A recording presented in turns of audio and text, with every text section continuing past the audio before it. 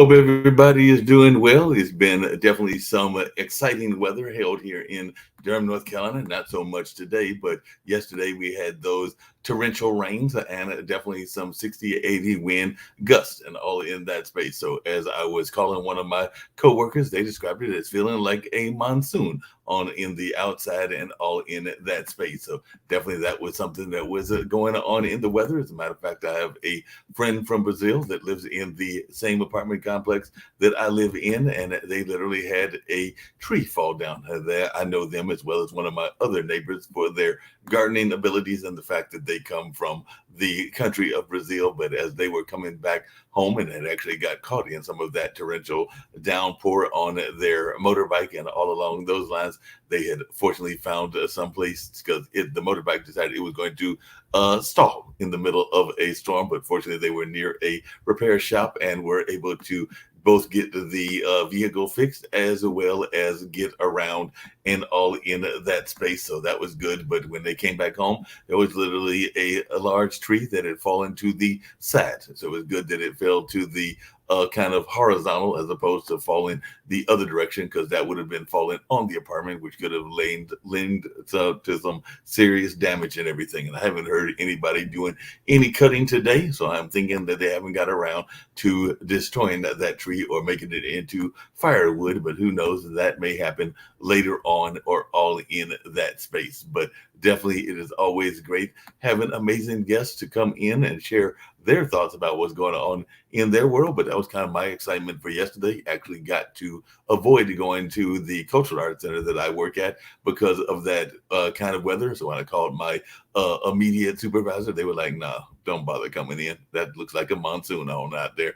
And I think I got it covered because they were actually already in the office. But I'll be heading there later on this evening, because on the weekdays they have a variety of classes. Monday is African dance for women. Yesterday, I believe, was ballet, and today is the yoga class. And of course, there's all kinds of other amazing things that happen at the Hayti Heritage Center as well, including the matter of fact this week, and Joe may be interested in hearing about this, but there is a summer arts intensive, and one of the things that the kids have been learning regularly is robotics. So they've been learning about robotics, they've been learning about drones. Of course, they have other creative classes that are included, including dance, including poetry, including theater and other things. But I do know that there are a number of people that are teaching these young folks about both robotics and drones. So it's really interesting seeing these young kids fly the drones and all along those lines. So I'll bring Joe in because I know that Joe is very much involved in the space of AI, and it's definitely a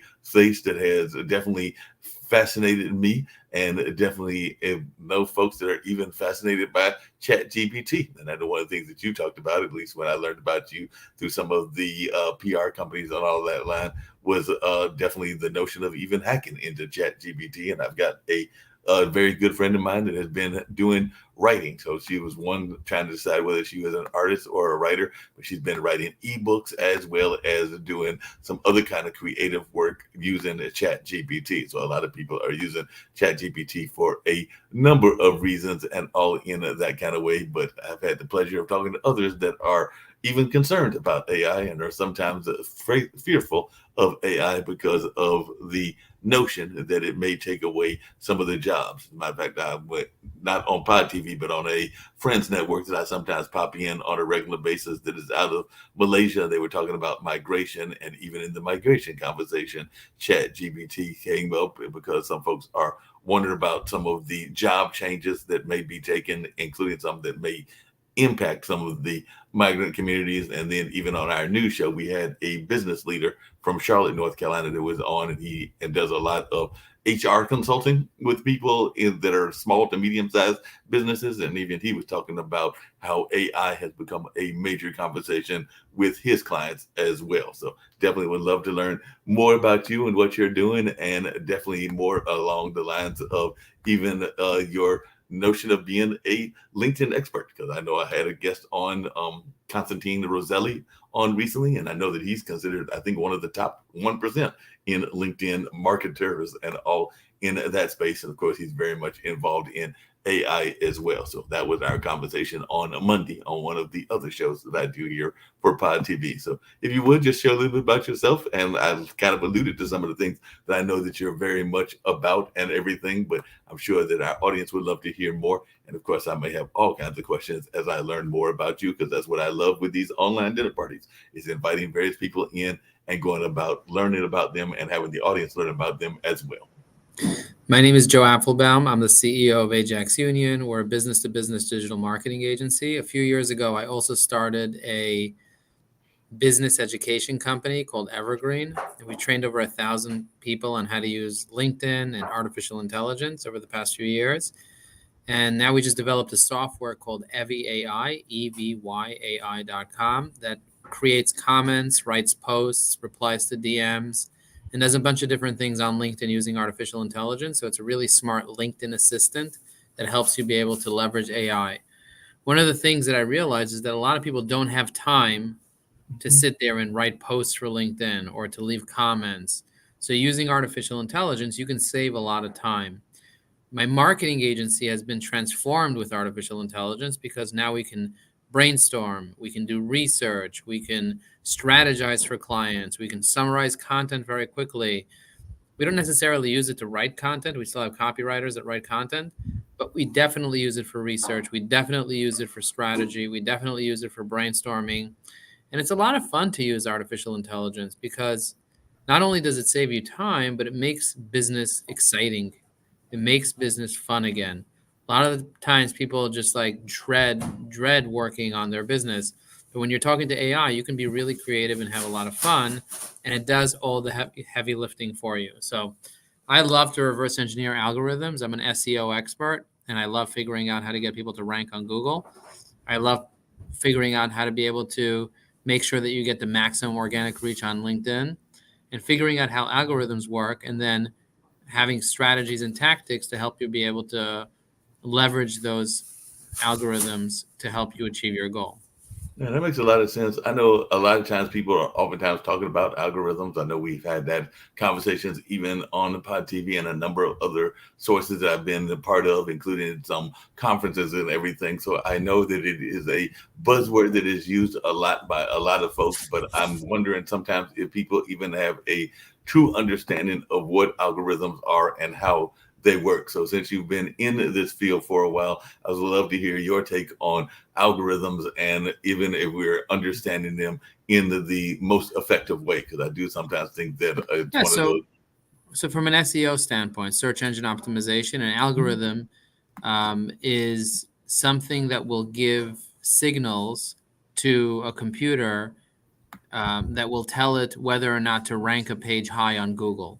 So what are the factors that will influence the algorithm? So something called click-through rate. How often will somebody click on a particular link on Google? So for example, let's say you search Mark Lee, producer at Pod TV. Let's say you search that keyword. And you get a bunch of different things. You get LinkedIn, Twitter, Instagram, Facebook. You get your website. You get your book. You get all the information about you. And then more and more people keep clicking on LinkedIn. So before LinkedIn was number 7, now LinkedIn becomes number 1 because one of the factors, click-through rate, is in the algorithm, and because people are clicking on it, it's moving up.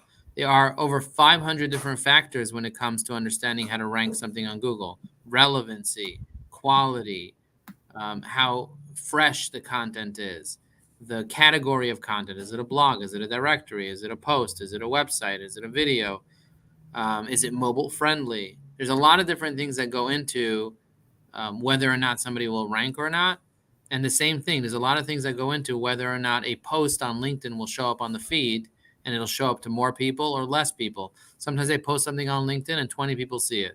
Sometimes they post something on LinkedIn and 20,000 or 20 million people will see it. Why? Why does one post do really well and one post doesn't?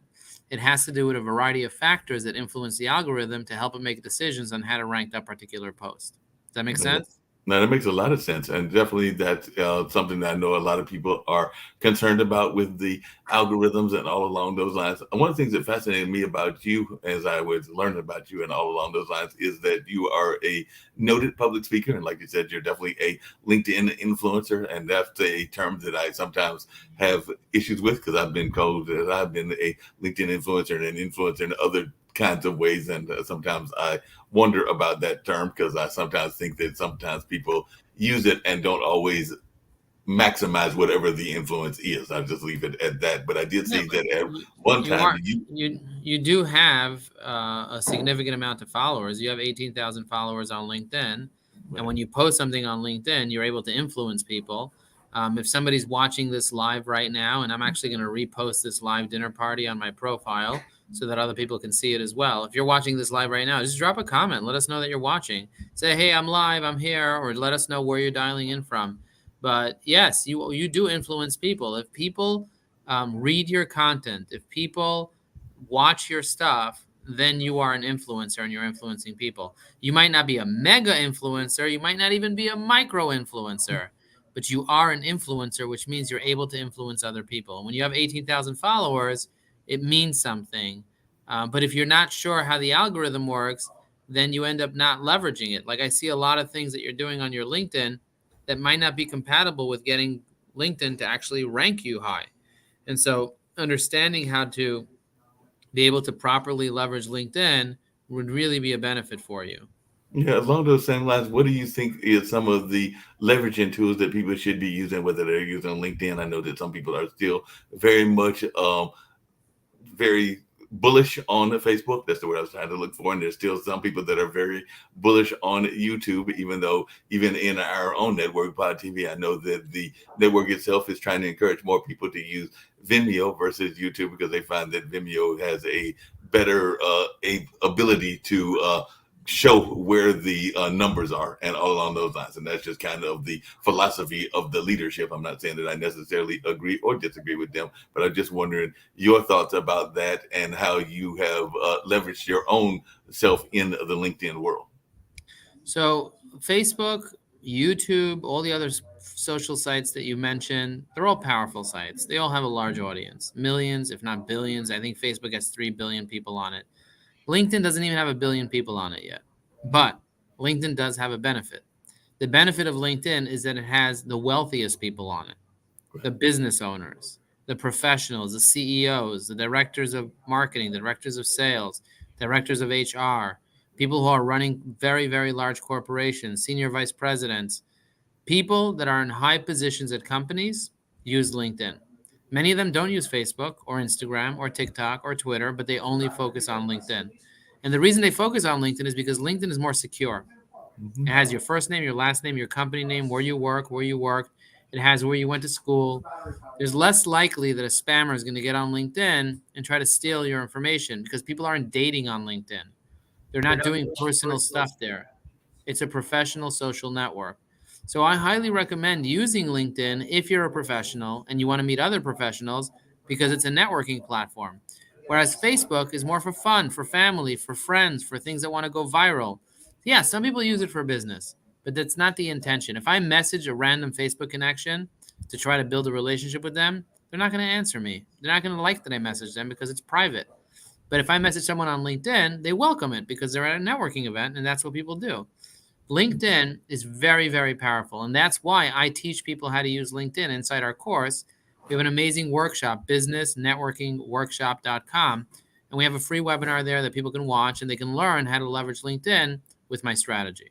Yeah, it sounds like a great strategy and everything. I know that we've had some authors, including the Millionaire Next Door author, as well as David Walker, who has definitely been involved in as a comptroller general for both Bush and I believe Obama too, if I'm remembering correctly, and all along those lines. But I was just wondering, because I know that you are an avid reader, what some of the books that you feel people should be reading if they want to grow as a professional and all along those lines. So I'd definitely love to know some of the books that you recommend, whether that is maybe even some authors that you met on LinkedIn, or maybe they're just books that you are a fan of. Well, I love Dale Carnegie's book, How to Win Friends and Influence People. If you haven't watched that, I highly recommend you watch that. Napoleon's Hill, How to Think and Grow Rich. Stephen Covey's book, The 7 Habits of Highly Effective People. Hal Elrod wrote a book called The Miracle Morning. Depending on what you want to create in your life, you would find an author that has done that, achieved that, and read those books. There's a book about getting organized called Getting Things Done by David Allen. Highly recommend that book. I wrote a book on networking called High Energy Networking. So, and I also wrote High Energy Marketing, and I also wrote High Energy Secrets and High Energy Purpose. So I published lots of different books. But I love reading books, and I love sharing those books. One of the books that impacted me very significantly recently is a book on breath. It's called Breath by James Nestor. It teaches you how to breathe properly.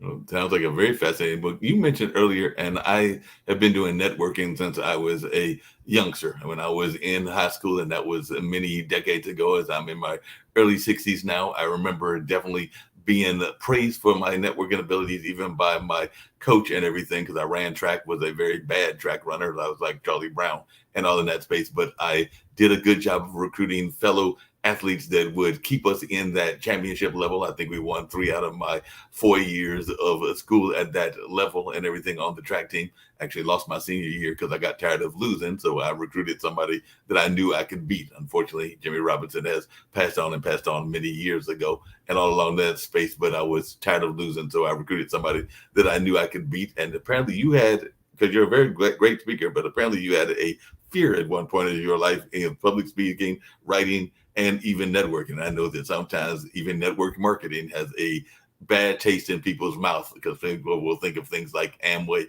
and definitely some of the other networking marketing tools out there. So I was wondering how you got past all of these various fears that you have had.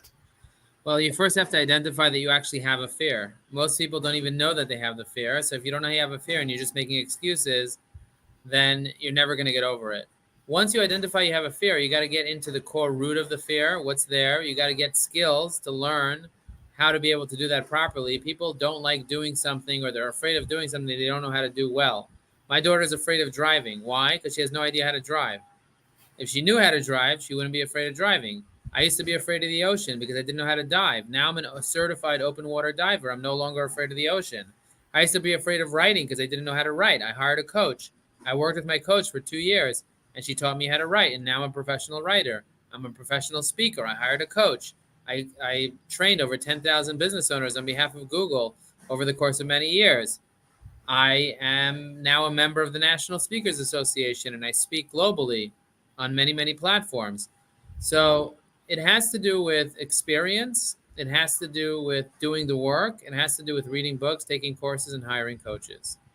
Isn't part of it also not just the fear, but understanding your shortcomings and being ready to tackle those shortcomings? I know that one of the other things that you've talked about is your health journey and even your weight journey and a number of other things in that space. And I know that every year I'm just as guilty of it as anybody else, that we all say that the first of the year that we are going to do better with exercises, we're going to do better with our diet, we're going to do better with this, but then we have, as human beings, a tendency to fall back into our old habits and definitely get away from the things that we say that we want to do that are positive. So I was just wondering, how did you get past that? Because you look like you have definitely done well in those journeys in terms of being healthy, and it looks like you are what some people might call a fighting weight and all in that space. But how did you get past those self-doubts that we create for ourselves? Because whether it's business or whether it's life, we sometimes get into this notion of a defeatist attitude, for lack of a better term.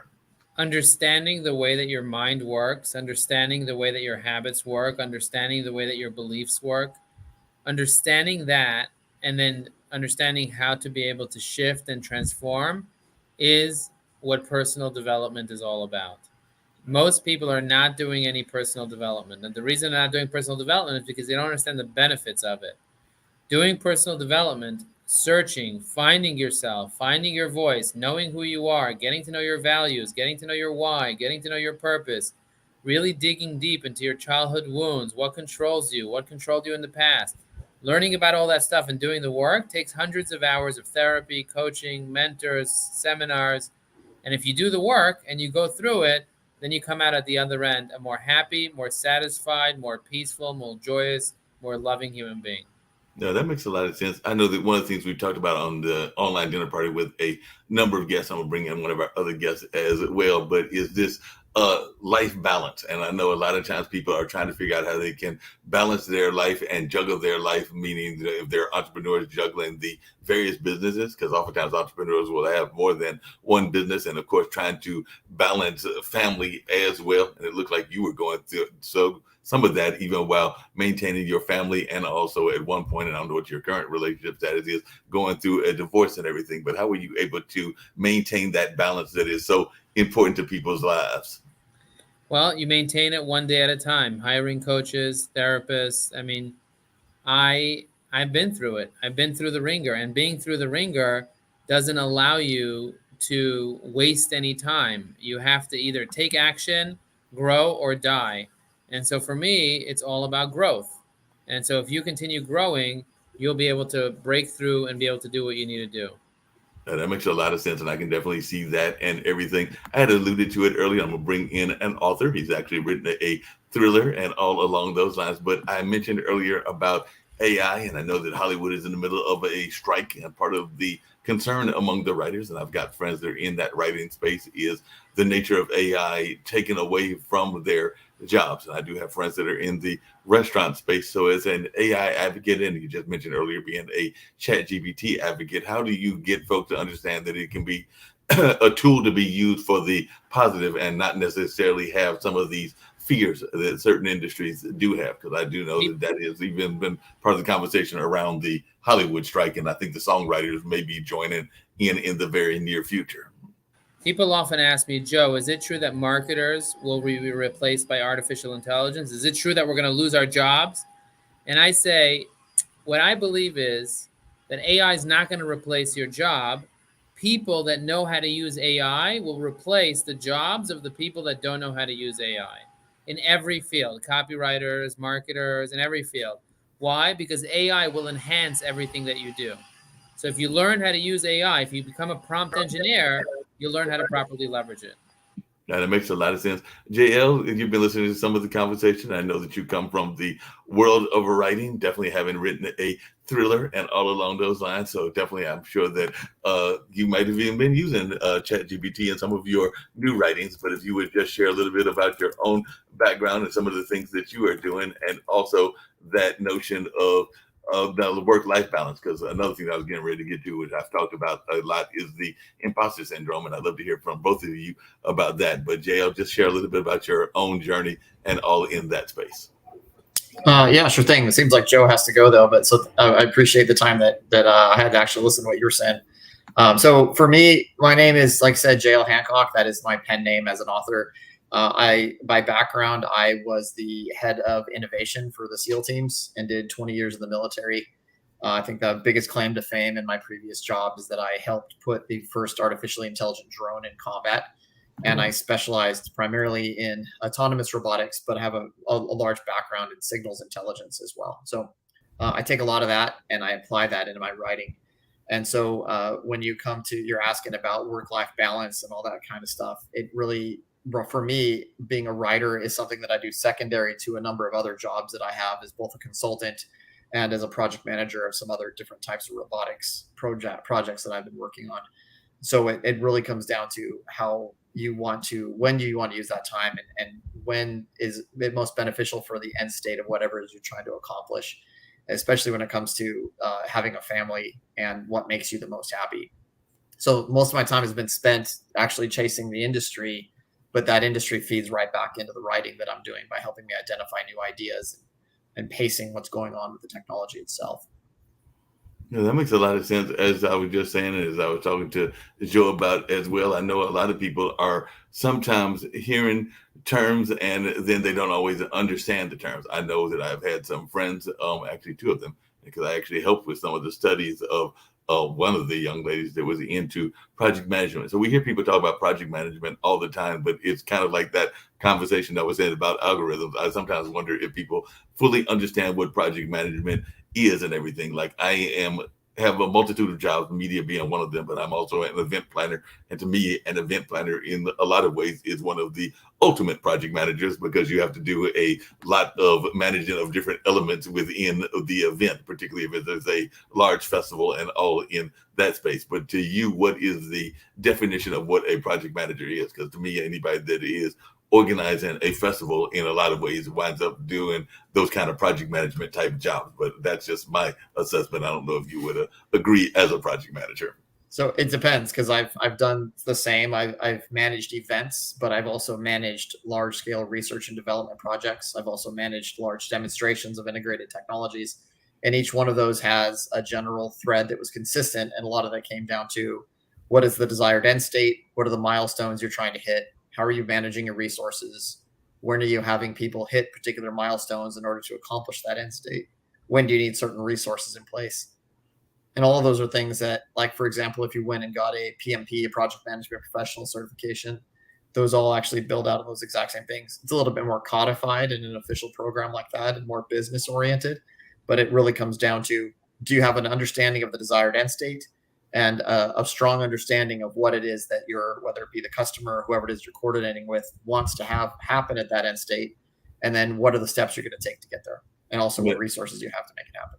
Yeah, that makes a lot of sense. I know that one of the founders of the network is a very big fan. At least she was several months back. I don't know if she's still active on there, but she's a very big fan of TikTok for some of the same reasons that Joe was a fan of LinkedIn. She found that a lot of the ability to get your word out, and particularly in a very short kind of message, but still get some powerful messages out. And it had some very significant algorithms, according to Kim Calhoun, one of the founders of the network. But you are also noticing that there are some people that are afraid of TikTok. So one, what do you see as the advantages of TikTok, and why are so many people afraid of TikTok, minus the Chinese connection? Because I do know that that's one of the reasons people are afraid, is because of the notion of TikTok being associated with Tencent, and of course that coming from mainland China and everything. But is there other reasons that people are afraid of TikTok in general? I think that, so you brought up the security aspect of Chinese influence when it comes to Tencent, yeah, and that is the biggest one, I think, from a security standpoint. From a social standpoint, it really comes down to how really it is monopolizing individuals' time. And also, the one thing that I would add in there is that the algorithms are going to feed you something that you enjoy and that grasp your attention, right? So if you have TikTok and all those things are designed around keeping your attention, keeping you and keeping you there. And so with that, it is not reinforcing elements of your personality or of your life that are always good for you. They are more likely to focus on vices, in my opinion, when it comes to social media. And people tend to feel that when they find themselves losing hours of their time scrolling through things and then walking away feeling as though they are not fulfilled.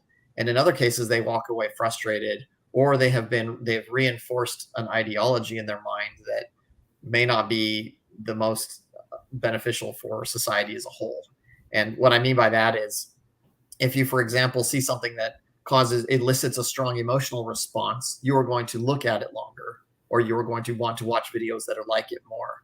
And that's where you have really the development of things that fixate on what could be referred to as psychographic information that is specific to an individual. And this is different from demographic information. Demographics are things just like your race, your gender, or whatever, but psychographic is more associated with your personality and the attributes that make you who you are. And when you can coordinate and build an algorithm that associates and defines you by your psychographic information, you can surgically go after specific attributes of that individual and maintain their attention. But also you can drive what happens to them, control advertising for that individual. And that is where the danger, a lot of it comes from, is who is pushing that. And if you mix that with a nation state that is implementing and creating something like social credit scores so that they could literally control their population, it's a recipe for a disaster in the future. And so it's better for us to manage and understand what it's happening and why it's happening, and view it from that perspective. For example, if I were using Instagram, I have a timer that I place on it for myself. I also delete my history almost once a week.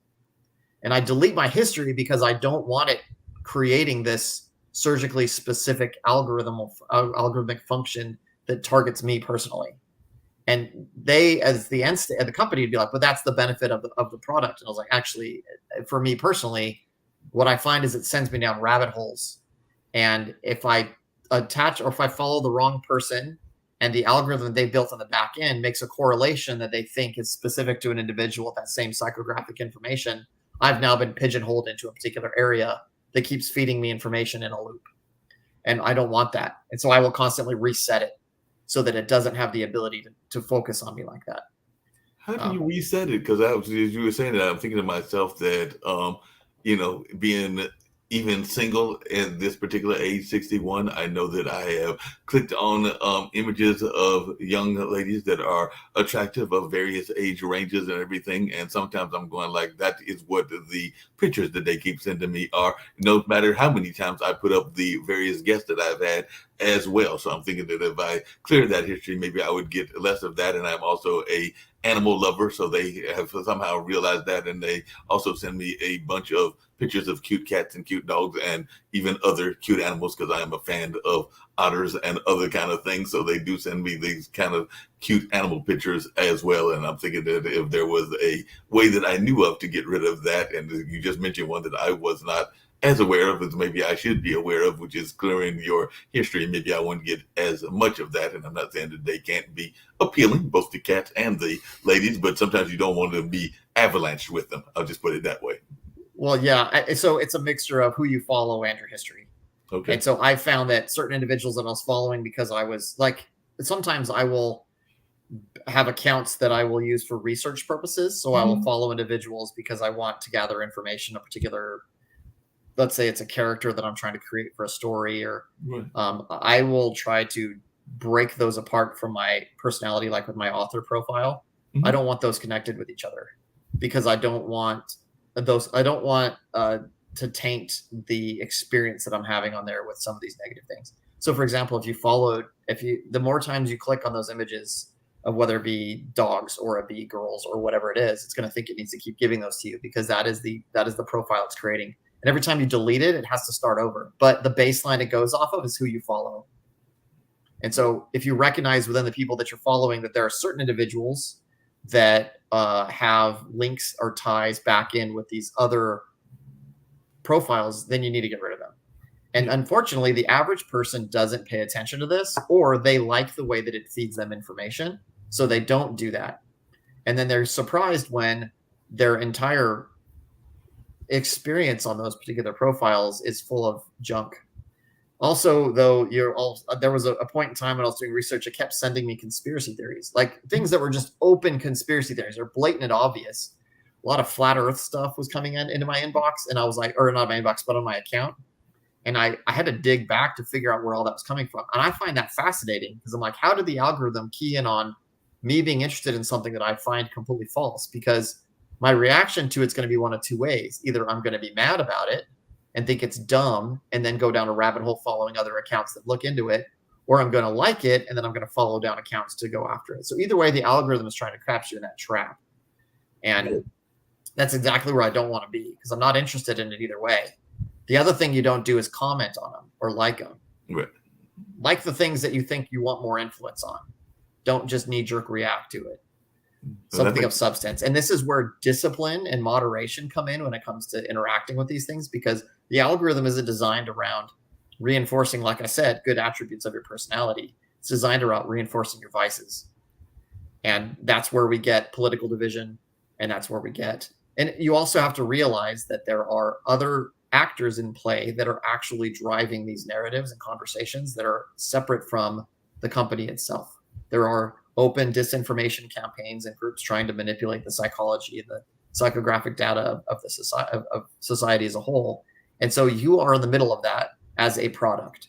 You aren't the consumer, you are the product, and it is trying to collect on you. And once you realize and recognize that is the case, then you need to set boundaries for yourself when it comes to interacting with that, and then be able to step away from it. If you find yourself in a position where you can't not touch your phone every 5 minutes, that's a problem.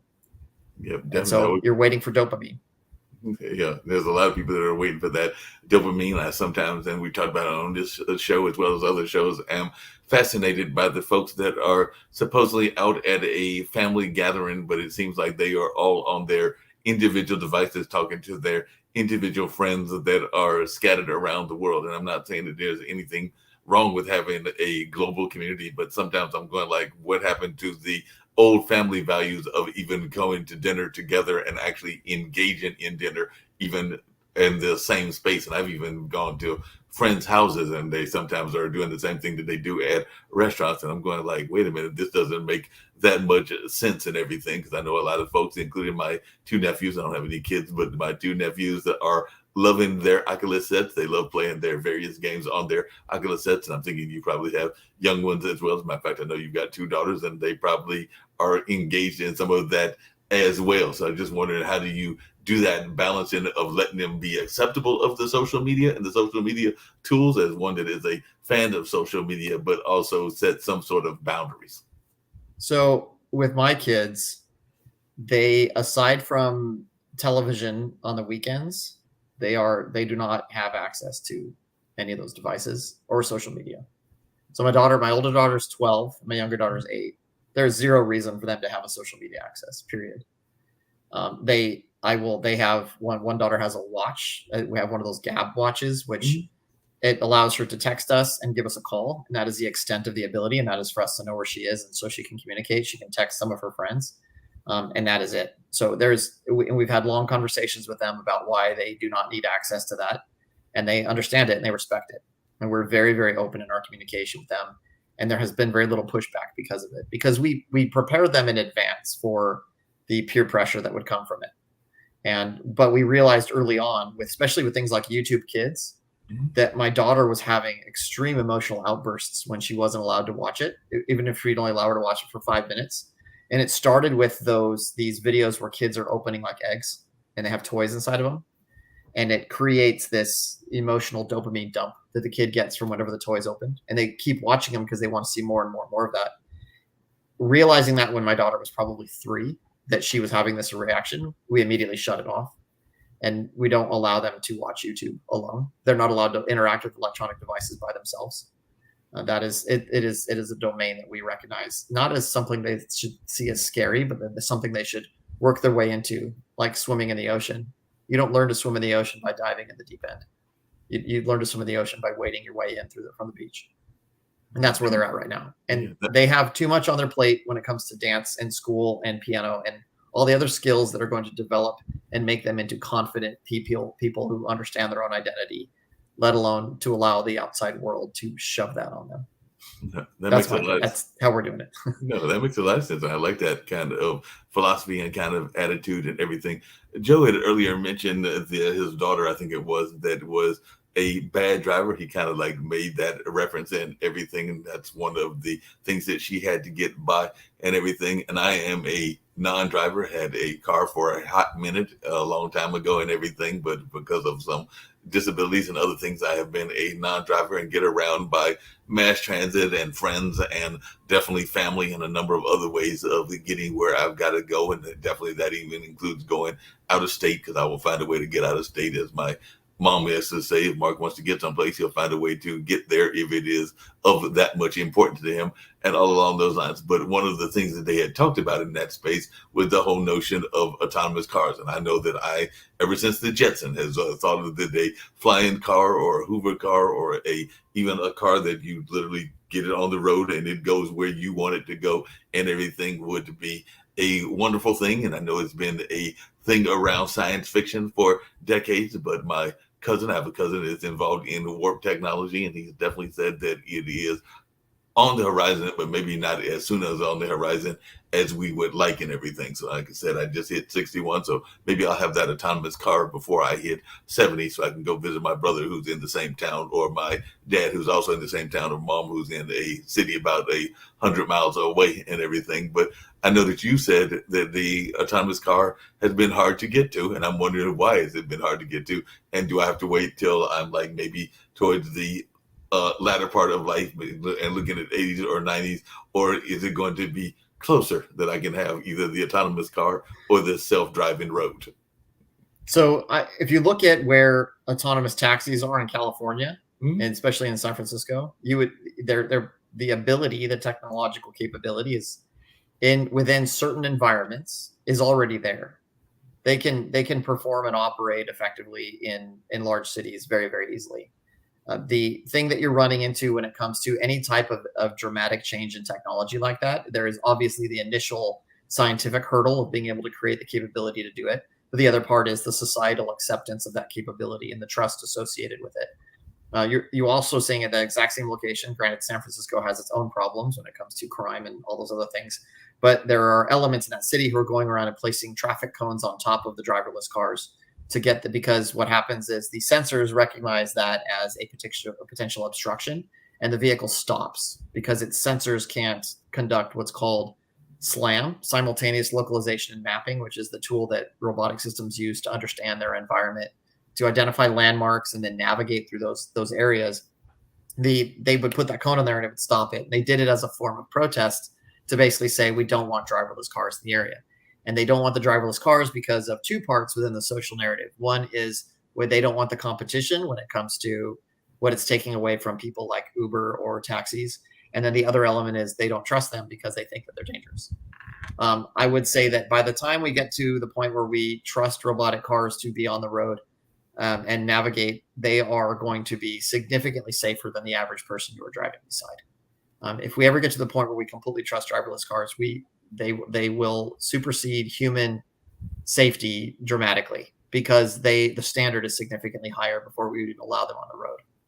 The other thing that I would argue is that, and people are going to have an emotional reaction to me saying that as well, because they're going to say, it's my livelihood to do these things. Let me give you some historical context, especially when it comes to Uber. The reason why Uber was valuated so high initially after it started as a company, it was in upwards of the tens of billions of dollars, right? It was a ridiculous amount of money for what it was. It was valued that high, not because of the fact that it was going to allow the average person to be their own taxi service. It was because eventually they would remove people entirely and be entirely driverless. And the overhead would be significantly lower because they wouldn't be dealing with people anymore. So that means every fare would go straight back to the company. That's why they were valued so high. And that's also why they went to Carnegie Mellon and they pulled a whole bunch of the different research faculty members from that university to go over and start their driverless company function of Uber and put $8 billion into that development. At the same time, Chevy Cruise started working and doing their driverless car capability. And the CEO at the time put $1 billion into it, and he got fired because they felt he wasn't being aggressive enough. And wow. So there's elements within that conversation that you got to realize that there's the technological aspect, and then there's the social one. And most of the things that hold back technology are people's inability to recognize it because they don't understand it. And also the cultural shift that needs to take place. It's usually referred to in technology as the law of diffusion of innovation, and it's just a big parabola. And on the front end, you have the early adopters and early innovators, the people that stand in line to buy the new iPhone every single time it comes out because they want the newest technology in their hands. They want to be the first to use it. And then as you work your way up to the general masses, you have general acceptance of technology. And then on the back end, you have the laggards, the individuals that are going to be very slow to adopt new technology in any respect. And they are resistant all the way across the board. But that resistance is also baked into our bureaucracy. And so you have political, bureaucratic, and then social elements that are going to keep that thing from advancing. But technology is way more advanced than what is actually on the market and allowable to be pushed out. And it just is contingent upon whether or not the people are willing to accept it at early levels to test it out. So you're just not seeing that as fast as what it should be. Yeah, speaking of that, there is a concept that goes with definitely our phones. I may even go a little bit with the laptops and everything. And I have never quite understood the fear, even though I think some of it has to do with some of the conspiracy theories, because I do spend some time in Clubhouse and some of the other social media networks and everything. But I'm still as very puzzled as to why people are concerned about these letters and everything, because I know that in the technology world there is the notion of us having gone from 3G to 4G and now 5G, and eventually there may be 6G. And I do hear some people that are concerned about this 5G. I think part of it has to do with radiation and other things that they are concerned about. But as a non-technologist in that sense, I have never quite understood what the fear is and why there is that fear. So why are people afraid of 5G? Because I know I've gone into rooms, whether it's on Facebook or whether it's in Clubhouse or a number of other things, and I've definitely heard people have some sort of fear around this notion of 5G, and I can't figure out what that fear would be or why we even should have that fear. So I can walk you through several examples of misinformation associated with cellular technology that have happened over the years. Yep. But here's something I want to start off by saying. Every 10 years, like clockwork, the IEEE, the organization that manages all global electronic standards, manages a group called the Third Generation Partnership Project, 3GPP. And the 3GPP creates new releases of standards for the protocols when it comes to cellular technology. 3GPP stood up when 3G came about, but they have now, I believe they're all the way up to release 18 and working their way up to release 20 and 19, 20 and so forth. 1G came out in 1980. 2G came out in 1990. 3G came out in 2000. 4G came out in 2010. 5G came out in 2020. Guess what? 2030, you're going to get 6G. 2040, you're going to get 7G. It's a path. It's inevitable. It is just the standard that they ride upon. Now, the things that have changed is how they've manipulated the radio waves so that they could put more data on the radio wave. Bottom line, they went from time division multiple access to code to frequency. Now they're in what's called OFDMA, orthogonal frequency division multiple access. And all that means is when you were dividing it one way, then you're dividing another way, and then you're dividing it all orthogonally. And there's all these different ways in which they're chopping it up and using codes to be able to allow you to use as much of the frequency as they possibly can. Well, here's what happened with 4G. Once they got to this different technology, they realized that, and by the way, this spread spectrum element was originally created by Hedy Lamarr, the famous actress from the 1940s. And she did this on the side. In addition to being considered one of the most beautiful women in the world, she was incredibly brilliant and she liked science more, but she always said, I did acting so that I could do science. So she could pay for herself to create. She created spread spectrum. She's the reason why Verizon and Qualcomm are companies, is because she created spread spectrum technology. So very exciting background. There's a Netflix special called Bombshell. It talks all about Hedy Lamarr. She's very exciting. So but that 5G element, what they realized is they had used so much of the way the spectrum had been cut up, they ran out of space. And there's this thing called Shannon's theorem, which basically limits capacity on frequency. They're basically having to change physics if they want to be able to do more. So what they said is, well, what if we use a different frequency? Right now we have it on 2.1 gigahertz and 700 megahertz. Where else could we go? They were like, well, if we went to a much higher frequency, we'd have shorter range, but we could build much smaller radios and we could put them all over the place. And this is what 5G did. So they went from being low down in the 2.1 gigahertz range to going 28 gigahertz and higher. Those are traditionally like the ranges of radar. And it's not an element of frequency. However, there's a ton of bandwidth in that frequency range. So you can do a lot more. And because of that, and because you can make them so small, because the higher the frequency, the smaller the antenna, they're able to put them all over the place. So this conspiracy theory element came in when people started thinking, well, if this high frequency radio is all over the place, I'm going to start having radiation issues. I'm going to have, if you go really, really high frequency at certain points, it can actually cause your skin to get hot, but it has to be a lot of really high power. And because they have them all over and they're so small, the power is extremely low. So you don't need them to be emitting at these high frequencies. And so people started adding all these other things, like you could get COVID from that, which I don't know how that makes any sense. That's like saying something the size of a person could move something the size of the solar system. Like that is physically impossible, let alone to mention the fact that an electron has no mass. So how is it going to move it? Like, granted, you could it's like microwave. It could literally cause it friction to make it move, but it's silly, right? So the aspect of it came from an assumption about how people thought they understood what somebody was saying versus what was really going on. And then once they actually tested it out and it proved out the theory, it proved to be false. And so the only people that latched onto it were people that never followed through with, this goes back to the social media problem. Somebody would say on Facebook or somebody would say on Instagram, state something as a fact. Hey, 5G can cause this. And then they'll show something that seems like it's factual information, and then they'll narrate on top of it. But because somebody trusts them, they go, got it. That person is telling me the truth. They've now ingested that information as a factoid. I didn't say as a fact, a factoid. It is a piece of information that presents itself as viable information. But what people don't do is when they ingest that factoid is to go back and do any quality assessment of whether or not that information was valid, or go back to the same post to see whether or not that person was telling them the truth. And if they were lying, they don't care because it fit into their worldview. It fed that individual's worldview that they want to see anyway. And so if the person only wants to see that, and they're seeking out factoids that feed them that information, then you're going to have a hard time just swaying them, because you're now hitting that barrier called cognitive dissonance, where they're having to completely shift their worldview to accept information that doesn't align with what they've been feeding themselves through these factoids. And that's where we ended up with that problem.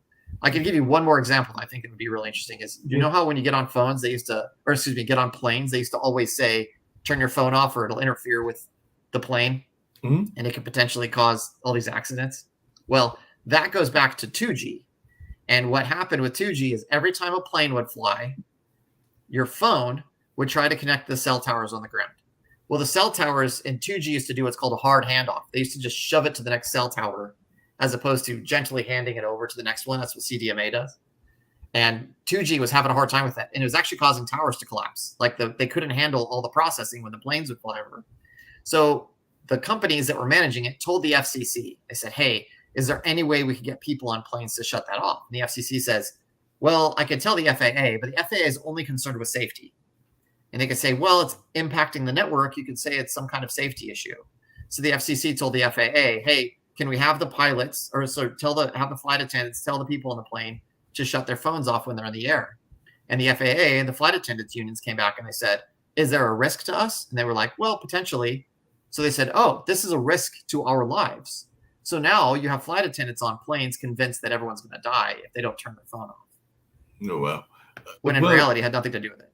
It had nothing to do with that whatsoever. Speaking of which, and we got some other guests that will be joining us very shortly as well. As my I've seen them popping in. That's why I love the online dinner party. People come in and out, and it's always fun. But there is a part of the conversation with robots I mentioned earlier when we had Joe on, the notion of the robot takeover. And I do know that is something that people have talked about, this whole notion of a robot uprising or them taking a number of jobs. And I did hear Joe's answer, but there's also a new phenomenon that is going on as well. And I just do not get it. And all along those lines, but I know a lot of people, Len, I mentioned that don't currently have any pets right now, but I do love my history with pets and definitely love animals in general and all in that space. And I do know that I do remember the Jetsons had a robotic dog. And of course, we all remember Flintstones had Dino, which wasn't a robot, but it definitely was a family dog. I mean, a family animal and everything. But I was just wondering, that to me almost defeats the purpose, because to me, the part of the purpose of a pet is the cuddly nature of the pet and all along those lines. And I don't know how cuddly a robotic dog can be. I mean, it might bark and it might do everything else, but I just know I'm not seeing it as being as cuddly as a regular dog or a regular cat or a regular rabbit for that matter. So how are we getting past the cuddly aspect of the dogs? Because to me, that's part of the appeal of a pet, is the ability to kind of bond with them in that human to pet interaction. And I don't know if you're going to have that same interaction with a robotic dog, but I could be totally wrong. I never had a robotic dog, but I was just wondering your take on this, as apparently there are a lot of folks, and I do know that people have been getting the Hoovers, which is like a robotic vacuum cleaner. And because sometimes people are lazy and don't want to do the traditional vacuum cleaner, so they'll grab the robotic vacuum cleaner and all in that the space. Roombas? Yes. Yeah. So when it comes to the robotic dog, that is less about, I don't see there are people playing with them, specifically like the Chinese Unitree variants. Mm-hmm. Unitree makes a version that you could buy for about $3,000. But those are for hobbyists to play around with and to develop different types of algorithms, because the Chinese variant actually is stealing off of what's called a code created by MIT called Cheetah. And Cheetah is an open source code you can just download onto a robot and you can just start integrating it. But I've actually worked extensively with a lot of these robot dog companies and helped them develop out different types of what we call in the military TTPs, tactics, techniques, and procedures, or different ways in which you could employ it and study and explore it. And the real benefit of them is their ability to navigate terrain in a way that other robot systems couldn't, or they're light enough to be able to navigate in those spaces. And that's why companies like Boston Dynamics, who makes the most famous Spot system, they focus predominantly on things like search and rescue type operations for firefighters. They're trying to create more of a cute and cuddly kind of perspective of it. I will say, though, I've also worked with companies that support the military and support other types of application. And I will say two things. One, the advancement of large language model artificial intelligence is significantly faster than development of robotic system capabilities. Robotics lag dramatically behind because of the fact that you have so many sensors, you have so many things that you have to integrate and tie together to make them work efficiently in different environments, that it's just not it's not proliferating at the speed at which a lot of people want them to. Second, the large language model that I just mentioned before, it works well because you have very specific constraints of how you are building that out. You have a large amount of data, and you can create very efficient statistical probability. And that's what a neural network is based on, statistics. It's called a linear regression modeling, but that's, which is a little different than the transformer. But the baseline of it is just this: if I give you a bunch of things, and I annotate each one of them to tell you that it looks like this is your face and this is Mark. Every time I look at a picture of Mark, eventually it creates a statistical probability to say, yes, I know that this is Mark. I can determine that this individual is Mark in any of these environments. And they can get better than humans in their detection through their camera lens, through that one particular lens. However, as you add the complexity of fog or the complexity of light, it starts to degrade, and that probability falls apart, becomes much harder. Whereas with language, it's not that difficult. It's always the same medium. You're always able to manipulate it. You're always able to create a good statistical model. It's just whatever you're drawing off of that makes it better. Robots have to deal with so many different types of parameters and contingencies. It is very hard to make them that way. So the aspect of using a robot as a toy is fun, but the use cases are isolated. That's why the Roomba, what can a Roomba do? It can drive around your house and suck up things from your carpet. That is all that a Roomba can do. And you could add other things to it as time goes by, but every time you add another contingency, you're adding on complexity, and then it's going to take time to get it to work correctly. And that really is the limitation of that space. And that's what I ran into as we were developing these systems for the government and for the military is you are just holding, it's going to cost a lot of money and time to get to where we want to go. Whereas large language models, they don't need that. They can just keep slurping information. And that goes back to one other thing that he was bringing up, that Joe talked about when it comes to crawling data through search engine optimization, which is crawlers or things like Google is a crawler. It just searches what's available online and pulls the information. But AI, the problem is it's scraping, which means it's pulling data that people don't want it pulling because it's able to get access to it. And then it's building models off of that. And that's why you're running into things like the SAG-AFTRA strikes, and you're running into different authors. Just recently, as I think it was yesterday, I'm going to mess up her name. Is it Jane or Sarah Friedman, who used to be the CEO of HarperCollins? She had several books published in her name that were written by AI. And they took a model of her writing and then made it, but she never gave them access to the writing and never allowed them to make these models. But companies are doing that. So a lot of lawsuits are coming because of the fact that people are scraping this data. And that is going to be more of the future that we see, is what happens with that. Now, let's say there is a huge lawsuit, and these companies that are like OpenAI loses the lawsuit and can no longer pull from that data. You're going to start running into something called model collapse. Model collapse is when you're limited in the amount of information that you can make, and your product starts becoming worse. And so you need human input to create new content so they can make better AI. But if you don't have that anymore and you're limited in your data source, the AI is less efficient. And so this is a give and take reality that AI can't live without people creating new content. It just can't. No, it's interesting you say that, because one of the companies, like I said, I've worked for a variety of companies. I worked for the Cultural Arts Center that I mentioned, but I also worked for a company called Measurement Incorporated, which is a testing company. It's one of the larger testing companies in terms of end of the year tests of the grade school level. And I think they used to do some of the college ones like the MCAT and LSAT and a number of others. But that what you just said, which is the nuance aspect of it, is the reason that some of us are still able to maintain a job. But because the AI is sometimes we are testing against the AI or going against the AI, but AI doesn't always know human nuances the way that humans know. So for that reason, we are still able to have a job as of now. Now, I've been told by people in the AI space that could change eventually, and that it could become more sentient and could become more able to detect the nuances. But as of right now, it's not. So they have to have what amounts to what's the word that I'm looking for from a business standpoint? Not product control, but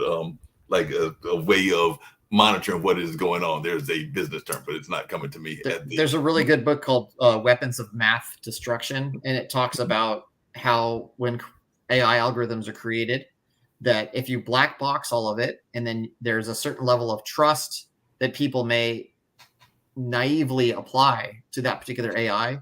And in the case, the first example they gave in that book is it was a school, I believe it was I can't remember specifically where it was, Chicago or something like that, where they took the AI, they took the input parameters that they required of the teachers, and then the AI output a recommendation as to which teachers they should keep and which ones they should fire based upon a productivity and an efficacy. But it wasn't taken into consider all the other factors that go into actually what makes a good teacher. And then when they went back to challenge the people managing the AI, they're like, why did it make these decisions? And they're like, we don't know. And so that is where human elements within this AI needs to be using it as a way of they are optimizing through AI, not being replaced by AI. And if people that completely default to accepting AI, then they are enslaving themselves to a less than efficient solution. No, I definitely agree with you on that and everything. I was going to bring in one of our other guests, or actually a couple of our other guests as well. I know that Robert actually comes from the world of kind of the blue collar level and all in that space. And he's probably been listening to a lot of the conversation, because I know that I was earlier today having a conversation on a friend's podcast, and we were talking about the migrant population. And even on this network, I know that we are oftentimes frustrated by the lack of support that the vocations get and all in that line. And I know that one of the things that I have pointed out, and even some of the founders of this network have pointed out, is that some plumbers and some construction workers, and even some in some of the other fields that I know you have been involved in, Robert, actually make more money than some of these doctors and lawyers and all in that space. So maybe in the education space, we need to be looking at AI, but we might also want to find ways to give notice and give kind of respect to those that are in the blue collar field as well, because definitely plumbers are needed. But unfortunately, I think some of our school systems have been pushing back on the arts, but also pushing back on some of the vocational fields. I'm glad to say that in North Carolina, we have prided ourselves on our community colleges and some of the other vocational fields, but I also know that there have been schools that have pulled back from some of that as well. So if you can share a little bit about your own entrepreneurial journey, because I know that you have been involved in construction, both residential and commercial, but you definitely do come from some of those blue collar aspects, including being involved in the electrical field. Well, yes, thank you. What we're seeing is a major resurgence of trade schools. We're finding more and more that college is not for everyone. Some people, it's I don't put it down. I went to college. It's great. There are specific things to learn. I think over the past 20, 30 years, there are too many soft classes, things that are not producing for society.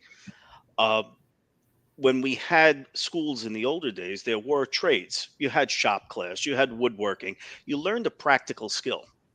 And these practical skills most of them cannot be replaced with automation or AI or robotics. Some of things can be done with robotics, making of parts, assemblies, but not in terms of the actual installation, the building, and some of the designing, because there are, again, nuances. There is a big push, like I said, for trades. And we're finding that, we have this thing up in the Northeast too. It's very big on trades, and down south as well. But there's two scenarios. If you look at the college kid that's coming out of school with $180,000 in college debt over his head and is working for maybe $60,000 a year, $70,000 when he comes out. You look at the same person who has 5 years in as an electrician that didn't go to didn't go to college. He's making over 100,000, and his job is from 7:30 to 3:30, and he doesn't work weekends. And when he's done, and he's got retirement, he's got insurance, and he has no debt. And those are the guys that are buying the larger homes, and they're able to maintain them themselves as well. So in my vertical, I mean, I've been on the tech side for many years, over 20 years on Wall Street, and then worked for some of the bigger tech giants like HP and Cisco Systems, both in hardware and software. So I saw the two worlds converge. The use of technology in the construction field is prevalent. We use it every day. We use it for estimating purpose, project management, accounting. But when it comes to business relationships, there is no replacement than the handshake or meetings that you have to constantly go through. Now we use a lot of Zoom and Teams, but it's still the personal interaction that makes the difference. That cannot be duplicated. Contracts have to be read. They can't just be fed into a machine and say, yeah, that's a good deal, sign it. Because you have blueprints, you have contracts, and then you have a scope of work and a time element all involved to take into consideration. And that'll drive most people nuts, because those three factors involved in trying to keep a project on task is a huge deal. And it's a complex deal as well. Yeah, no doubt. Hey, Robert, along those same lines, and it sometimes frustrates me because I know that in a lot of growing areas, I know that definitely JL is over there in the West Coast, and I'm here in the Triangle, the Research Triangle Park area of North Carolina, and there's been a lot of buildings that have been going up on a constant basis and everything. And sometimes I am concerned because I know that there was an incident recently in the Northeast, I think it was Pittsburgh and everything, with the fastness of the construction and whether we are actually doing enough kind of like regulations to make sure that the buildings are being put up not just effectively and fast, but also being done in a way that is safe and everything. Because I remember this was decades ago, it was before the pandemic. One of our recent apartment complexes went up and everything, and I remember, because like I just mentioned to JL, I get by the bus, and I was at the bus stop, and one of the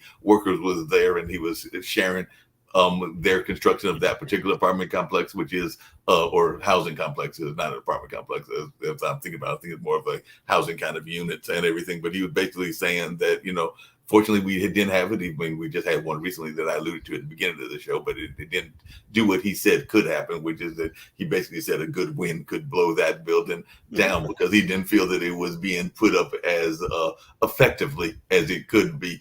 And all in that space. So as one is in the construction industry, is that a concern you have both in the Northeast as well as in the other parts of the world? Because I'm seeing buildings go up. Even in the middle of this pandemic, we saw buildings going up left and right in the Triangle. And some people were going like, there's more buildings being built than there's actual people to go in the buildings. Because like the apartment complexes are not at maximum capacity, but they're still adding new ones. Well, that's true. During the pandemic, my business didn't skip a heartbeat. We were doing a lot of essential housing projects in the New York Northeast area, especially New York. I've seen it in Miami is exploding. All of Florida really is exploding. The Northeast corridor is, but New York City and its 5 boroughs are constantly being built. I mean, built up. Neighborhoods that used to be considered low income are now being overly priced because of the type of buildings and the buildings and services that are going to be offered in those areas. Are buildings going up faster? I wouldn't say faster. Are they being less poorly engineered? I would have to say at sometimes they are. For instance, if you take two things in perspective, especially in New York, everything is high. We get winds here too. Anything falls over, it would be a catastrophe, as we saw with the World Trade Center. We have buildings that were recently built in the last 10 years or so that are already showing signs of issues, problems. For instance, one of the largest residential buildings in New York City is 99 stories. That is in litigation right now with tenants that bought, I think the top apartment was $43.5 million. famous people live there. It's right on Park Avenue. And there's litigation going on because the electrical system is blowing up and blowing out, and the building starting to show signs of cracks. If you look at that, and then you look at the Empire State Building, which was built so many years ago and still standing, there's kind of a testament there to the knowledge base that the engineers then and now have. You have, unfortunately, and I find this daily in my field, you have a lot of young, and there's nothing wrong with being young. I was there once, but you have a lot of young engineers coming out that don't have the practical skills that they are designing with. So we're finding in the old times, in the old days, iron workers worked their way through the process and became engineers and managers and VPs and presidents of companies. Now you come out of school with a 4-year degree, you learn the theory, especially in electrical. They don't actually work on medium or high voltage. They do a project in school with 24 volts. Yeah, that's wonderful. If you ever had your hands on electric, like I have, and medium, high voltage, there's a big difference. A little battery is not going to hurt, but 600 amps, 1,000 amps, or 277 volts will kill you instantaneously. They've not immersed enough in the trade. That's why I think if you're going to become any kind of licensed engineer, whether it be structural, electrical, even plumbing and HVAC, you should spend at least a minimum of 2 years in the field working at the trade, so you gain that knowledge. I can't tell you how many times in my field right now, we review prints with all the trades. And from what the design people did to what it could be actually done on site, changes maybe through the course of a project. And I'm talking a short project, maybe 7 months to 8 months. We'll try and change 11 times. There'll be reiterations of the same drawings, 11 revisions in, because things weren't completely thought out from the onset, or the lack of knowledge was there. So there is a need for people who are going to become these licensed engineers, and we're putting our lives in their hands to build a building or a structure or a bridge, even any kind of engineering, to actually have some field time. It's the same way it was in the military. You get a second lieutenant that came out of West Point. He really had no trigger time in the field. I'd rather stay with the guy who was the sergeant. No, definitely. I hear you. And one question I was going to ask for both of you, because I think both of you, if I remember correctly, served in the military, is what are some of the lessons that you felt you learned in the military and all along those lines? Because I know, JL, you definitely did some SEAL work, and I think that Robert, you were in the military as well. So like I said, I know that my cousin is doing the work in warp technology. He's a COO. He's definitely done some consulting after leaving the military, because one of the things I didn't realize until after having several conversations with him is that you are given a certain amount of times to advance. And if you don't advance within those certain amount of times, then you're going to wind up going into the civilian world or the consultant world. So like he started off as a consultant, and now he's working as the chief operations officer for this particular company that is working in warp and other things. But I just wondered, to both of you, what are some of the lessons that you felt you learned from the military that you're able to carry into your respective jobs? Oh, definitely discipline. That's one of the major things. It's also to shut up and listen, follow direction, follow orders, because the guy in front of you has a little bit more experience in it. Cockiness gets you killed in the military, but following orders will potentially keep you safe as can be. You're only as safe as your leadership. Now, if you flip that onto the side of the construction trade, if your leaders are engineers that just came out of school, we're going to have an issue in the field. So it's almost a classic Vietnam thing. That was, it was a war by numbers, and it was ran by numbers, but not by the actual generals who had field time.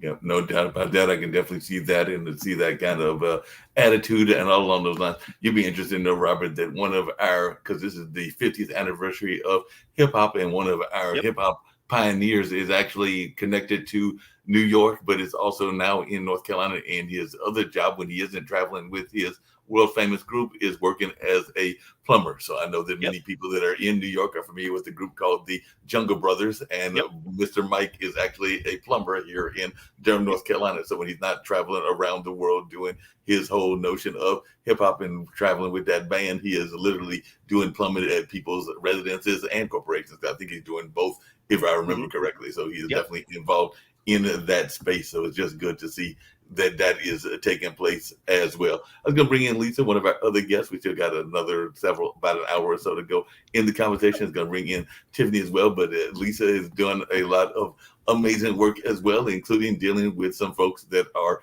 in that healing space. So we've had all kinds of great guests, and she's out of California. JL, who was here earlier, was out of California as well. But definitely, I was just wondering, and I know that Robert is out of New York, which he alluded to, but definitely share a little bit about your own story, because I know a lot of times we are not willing to deal with the traumas that we go through. And I think that all of us go through traumas in one sort or another. And I know that there have even been people that are going into relationships that are sometimes afraid to even bring up the healing aspect of what they need to do, as well as what their significant others might have gone through, and all in that space. Because I know that that's a conversation that I've had, because, there's that whole notion of the baggage that we bring into relationships, and whether we can actually pack up those bags, or whether we just need to acknowledge that we've got that baggage and bring them into the new relationships. But I'd love to hear your thoughts and about the healing process, because I know that your book is all about healing, including even the healing from childhood kind of situations. So you've written you host a show called Healing and Growing Hand in Hand, and definitely that is dealing with those past traumas. So we'll share a little bit about that as well.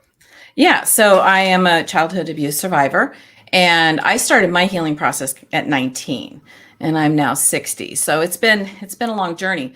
The difference, though, is back in the day, there wasn't all the wonderful opportunities there are now, for healing and learning about it. So we were really isolated. So yeah, it's been a long journey. Yeah, and so with that, though, the reason why I wanted to start the podcast is because of my, I guess, many years of suffering, because I really did. My biggest healing has really happened over the last 10 years. And so with a substantial amount over the last year, kind of putting the whole timeline and the whole story together and understanding it. So that was a lot of years of suffering, right? And so the idea was to put something together, a podcast, where I could help people hopefully reduce their suffering. So by bringing on experts that can address, all the nuances that come with childhood, abuse or trauma. But also not just for trauma, but also for people who are in a place where they want to grow, or they're trying to find ways to grow and try to understand themselves. And then also a platform where childhood abuse survivors can come on and share their story of hope, and have a voice, because that's one thing that happens most often with people who are healing or that have gone through childhood abuse, is they lose their voice. And I didn't get my voice start getting my voice, or even realizing I didn't have a voice, until about 6 or 7 years ago. And so that's huge.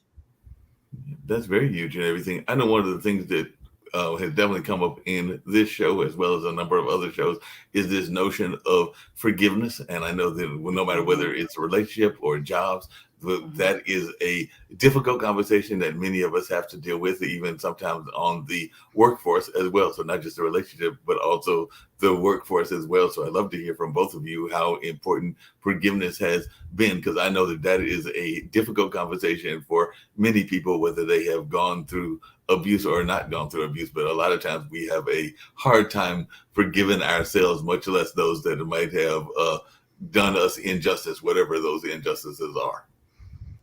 Right. So do you mind if I go first? Sure. Please. So forgiveness is huge.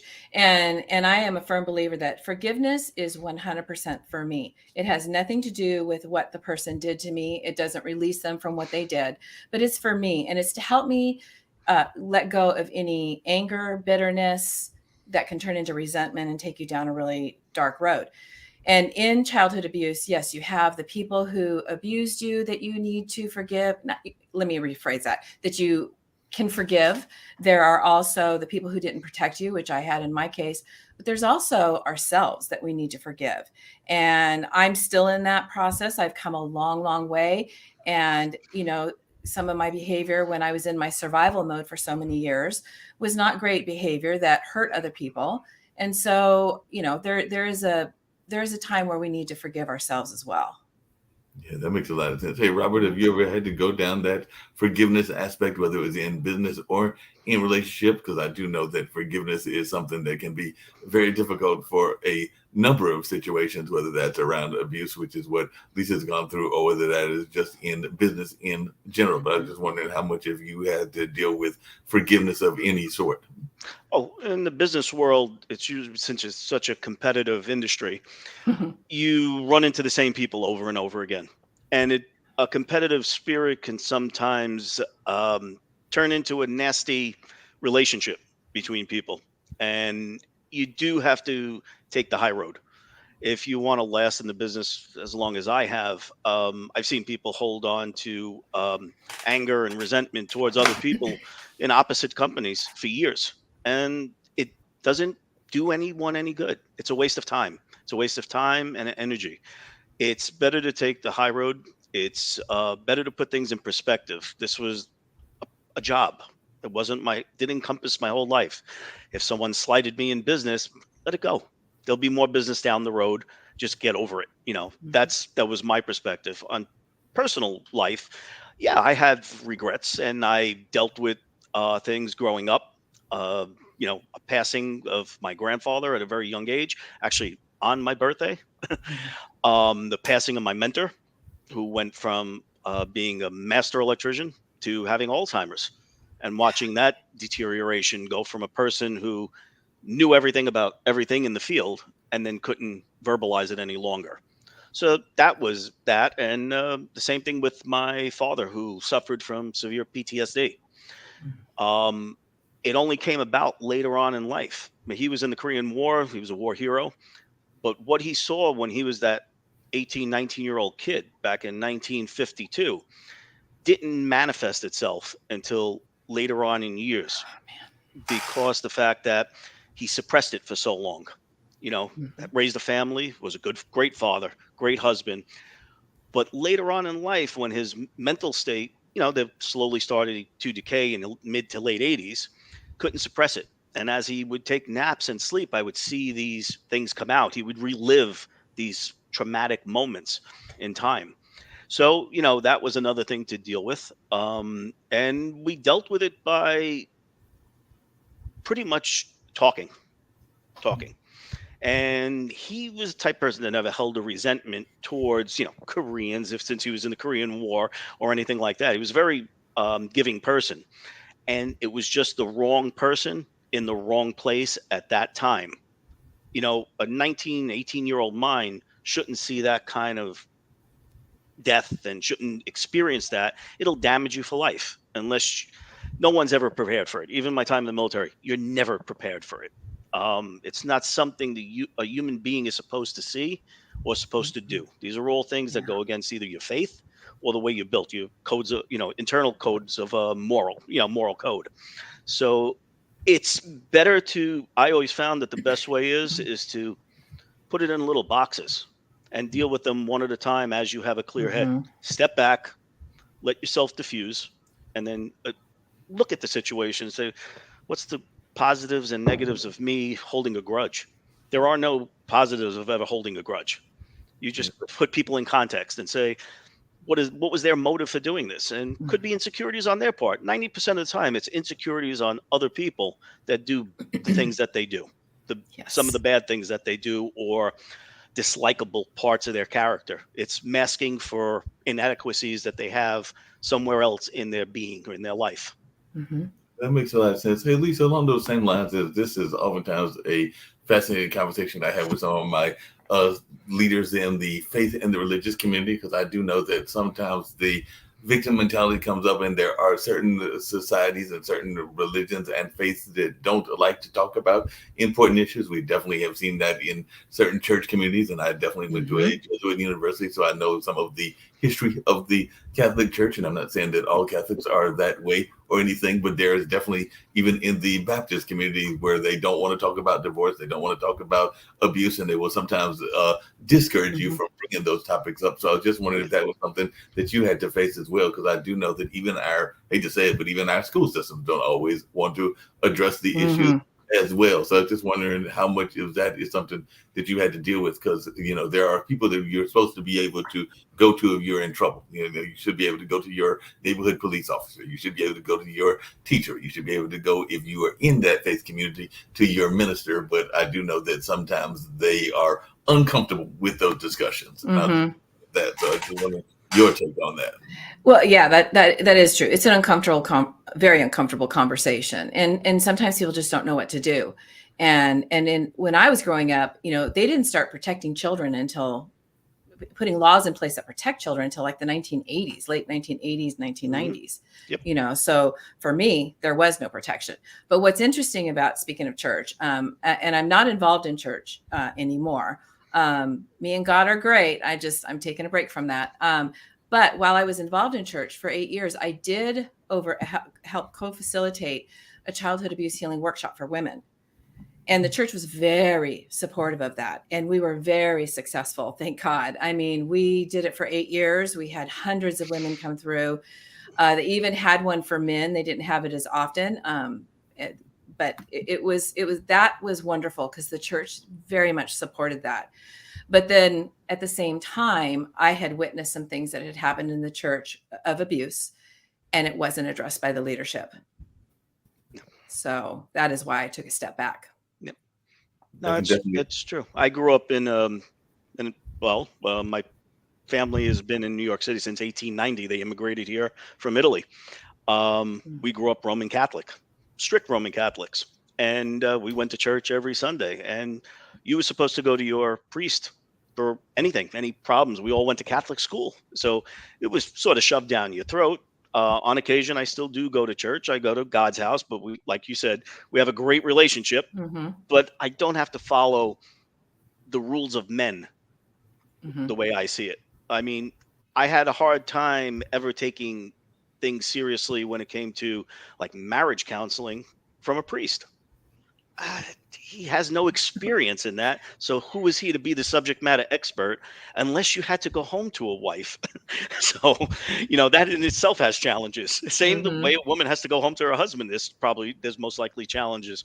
But I don't take advice from people who don't have experience in those areas. So it's just the way I am. I mean, it's like getting a guy from Iowa to teach me how to swim. It's just not going to happen. Yeah. I agree. That makes a lot of sense, and definitely I could see that. I was going to bring in my other guests and definitely see what their thoughts are that they want to share as well. But this is the last one for this particular edition of the online dinner party. But Tiffany, how are you doing today and everything? Because I've got Tiffany popping in and all along those lines. Hopefully they'll stick around. How are you doing, Tiffany? Definitely share a little bit about your story as well, and all along those lines, because this is what we do at the online dinner party. We bring different people around from different parts of the world to share their story and their messages and all along those lines. So share a little bit about where you are and a little bit about your own history and what you are doing as well. Absolutely. My name is Tiffany Roderick. I'm the owner of First and 10 Industries. So I teach women and create experiences for women who want to learn about football.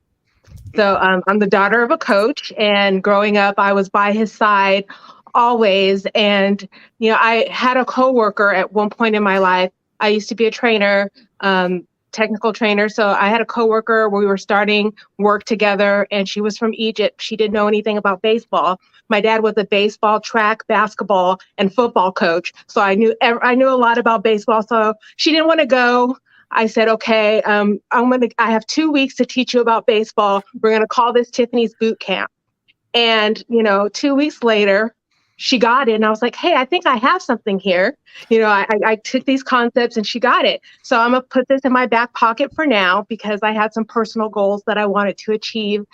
And fast forward to the end of 2020, I started First and 10 Industries. So at that time, I was working full time for a Fortune 500 company. I was my father, who was my inspiration, was critically ill, and I was also just I don't know if I mentioned I was working on my master's degree full time also. So I was doing all that full time, and then I decided that I wanted to start this business because football is something that I love. It was something that brought my family together. It was something that I learned how to take concepts that were difficult and explain those concepts to folks. So I wanted to teach women because it gives us an opportunity to, in the workplace. I worked in aerospace for several years. So in the workplace with a male-dominated industry, and it definitely gave me an in to be able to have these conversations on Monday morning or Tuesday morning, especially about the games that happened over the weekend and on Monday. And I wanted to give these tools to other women. Recently, we had a meeting in my hometown of Oxnard, California, and we had a fantasy football training, and we have a fantasy football league. So to make a long story short, how I came up with what I call the first and 10 mentality, which the 4 tenets are to be relentless, to be advocates for the community, to be coachable, and to evolve, was during my first training class online, because this is during the pandemic, the early stages of the pandemic. I was Zoom bombed, and I was devastated. I mean, just think of the most explicit racist things that someone could come and take over your screen and put on the screen. That happened to me. So I was walking around the next day and I said, you know what, that's really what First and 10 is. Every day we get a new set of downs. We have our network, which could be our pastor, our therapist, to help us get through goals. And, when women think that they can't relate to football, yes, we can. We overcome goals every single day. So that's really it. Along those same lines, Tiffany, I was just wondering, because I actually have a second cousin, because it's my first cousin's daughter that is involved in the training over at UNC, and she's worked at a couple of other companies because she's in her mid to heading into the late 20s and everything. But I am seeing more and more women that are getting involved in leadership, including in some of the more traditional male sports like the NBA and the NFL, and definitely some of the college teams. So I just wondered if that's something that you are seeing, and if there are success stories that you can speak to even your own company that might have even placed some of those women. Because I know that a friend of mine does a Black Business Expo, and he's had Fran Harris on a couple of times. And I know that you're from the Dallas area, and Fran was definitely a WNBA star, and she's doing some leadership stuff and has got her own energy drink that she has been working with for at least a few years now, and all in that space. And I know that there are some other women that are doing kind of these new fields and all along those lines. So I'd love to hear your thoughts as to the leadership that women are taking in the traditional sports. Absolutely. So even the NFL this year has about 16 coaches, female coaches in different positions, not a head coach yet, but in different positions across the NFL, which would have been unheard of a few years back. And so we're seeing women, we've seen within the last couple of years, women who are referees. We are also seeing the growth in the Women's National Football Conference, which is women in full pads. Not that there's anything wrong. If you would like to do lingerie, that's up to you. But these women are in full pads, and they're getting down and dirty and tackling. So we're seeing the growth and an interest in that, and really more women are becoming fans.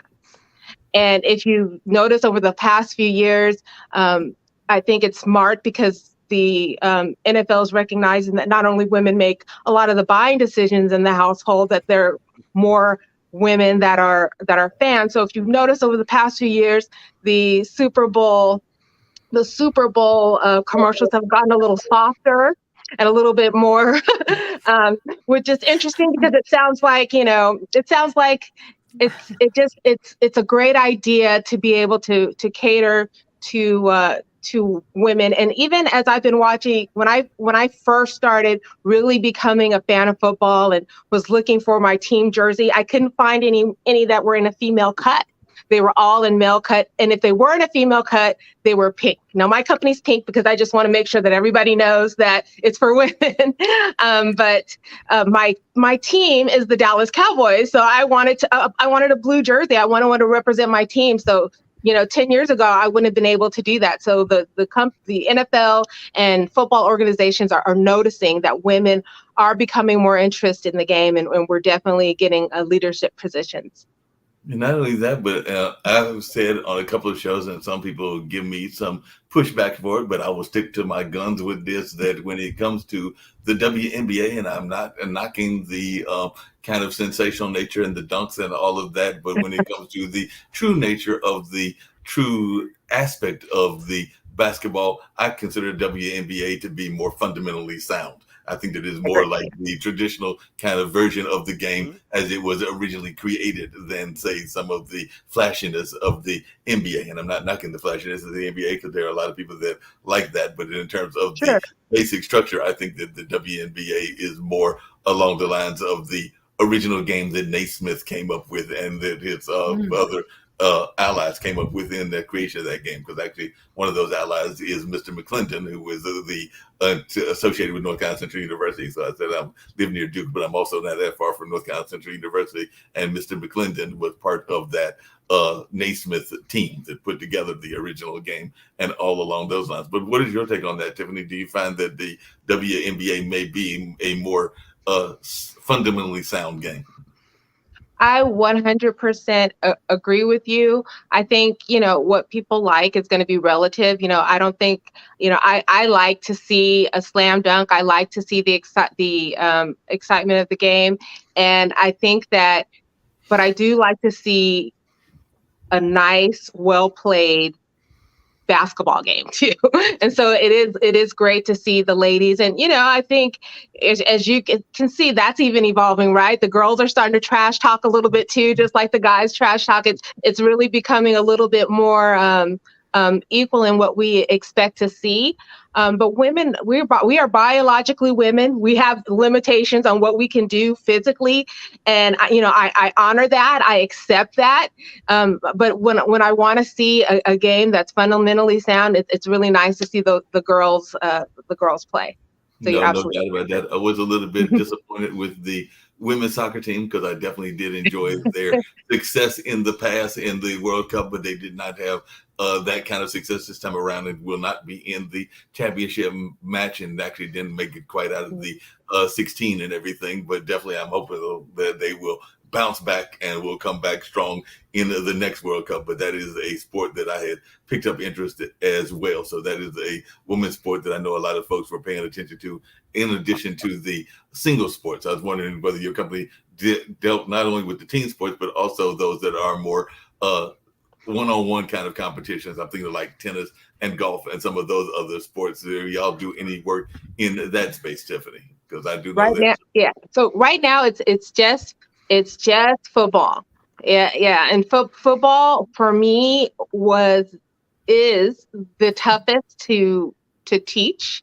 And in my opinion, it's just my first paid class. I'm going to have a free class in my group called "They Like to Hit People: Defense Basics," and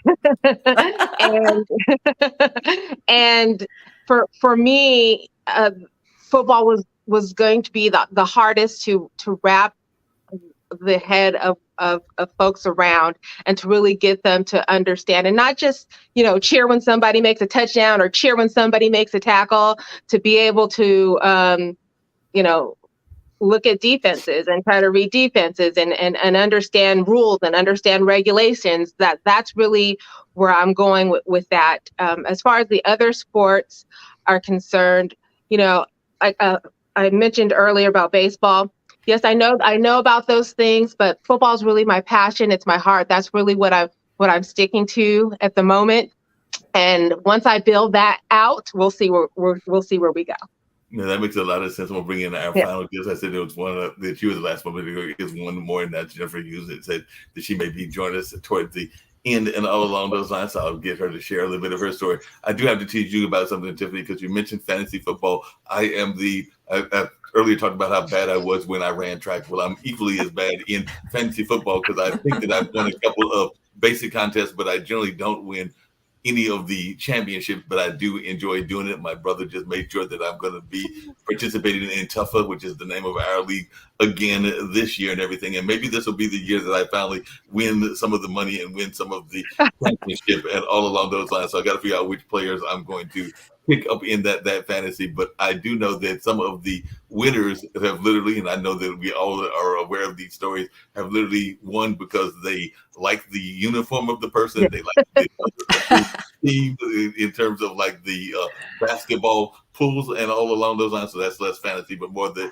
basketball pools. And I'm going like, how come I didn't like decide that I wanted to root for the orange team or all the orange teams or get all the players whose names begin with M or whatever in order to win the championship? Because it does seem that even though it is supposed to be very methodical in your picking your players and doing that, it is not always methodical. Sometimes it is a matter of luck as well, because luck does play a role in that space. And the other thing that I've got to say about that is that it might help, and Robert will get a kick out of this if I can remember to put in the lineups, because there's also been times that I have lost games.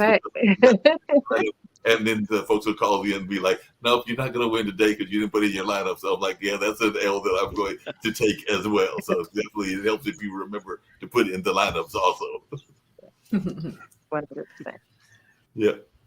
Jennifer, if you would, just share a little bit about yourself as well. That's just a little bit of, we're having the typical online dinner party where we're sharing our lives and journeys and all of that. So I definitely want to hear more about what you've got going on. And we still got about another 35 minutes to go in the whole show and all along those lines. But definitely I would love to hear you share your story as well. Yes. Hi, I'm happy to be here. I am the author of the book Choose Happy, Be This, Not That.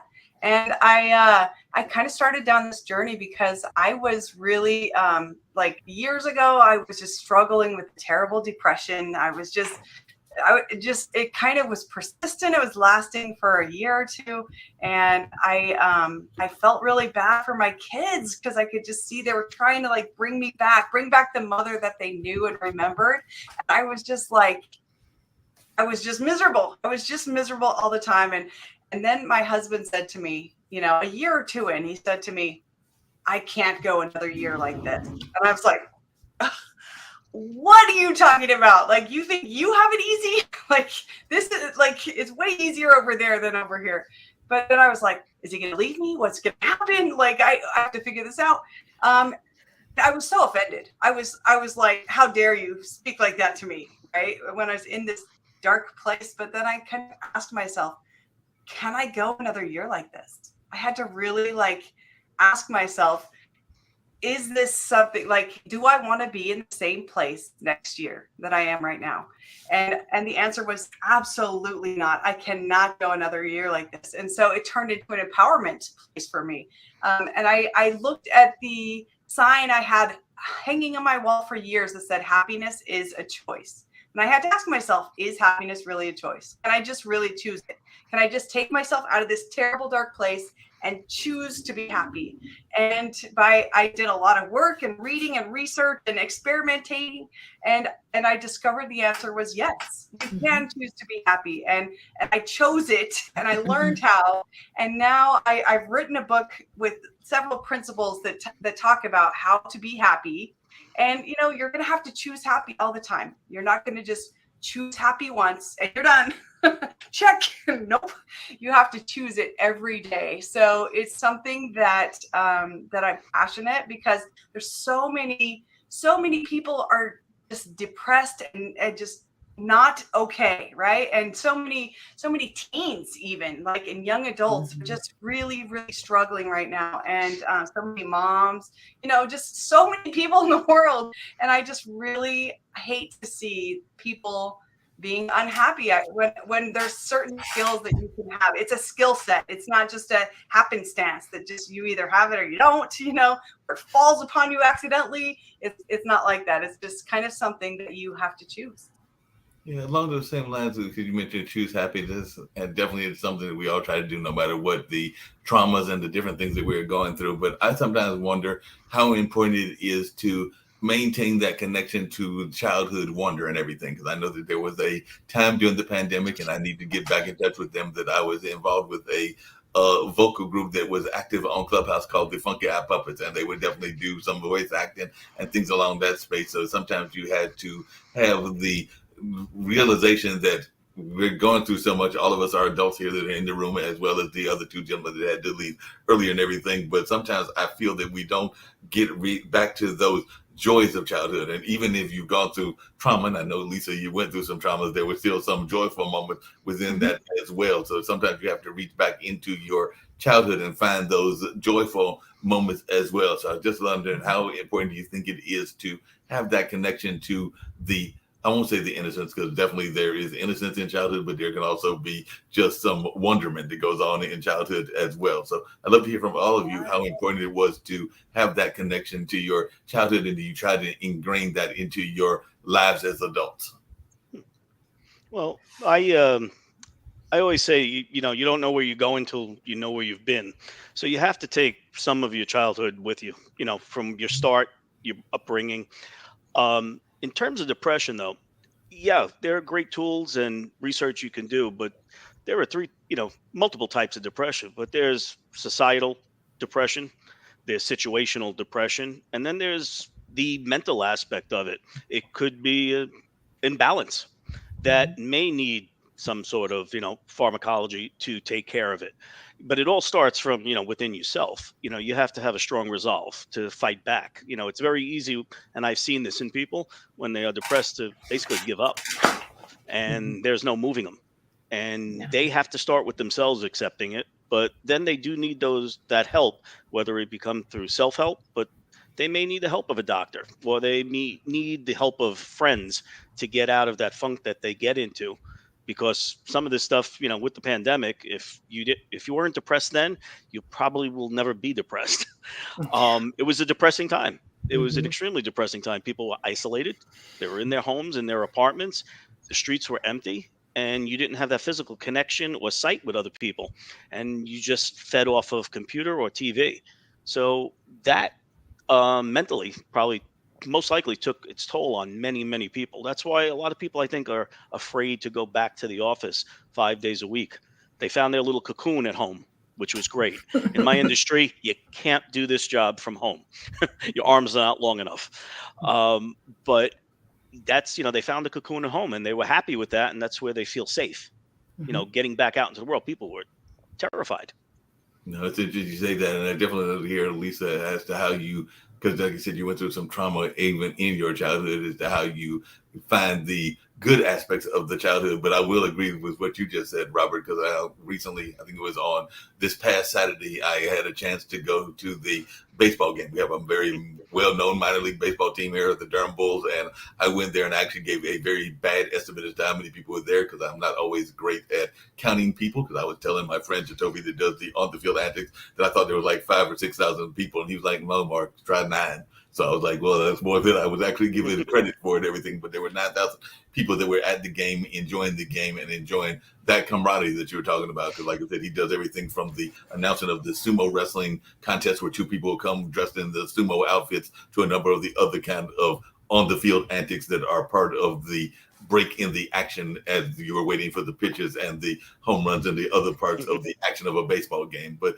Lisa, what is some of your own thoughts about how you incorporate the wonderment of childhood, even though there were some aspects of it that weren't all that wonderful and everything?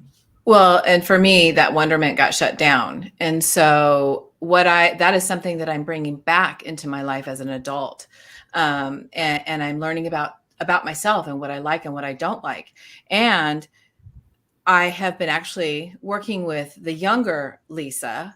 And one of the things that was really profound for me, how I got my voice back, is the adult Lisa came along, little Lisa, and allowed her to have a safe voice and speak to these people that hurt her.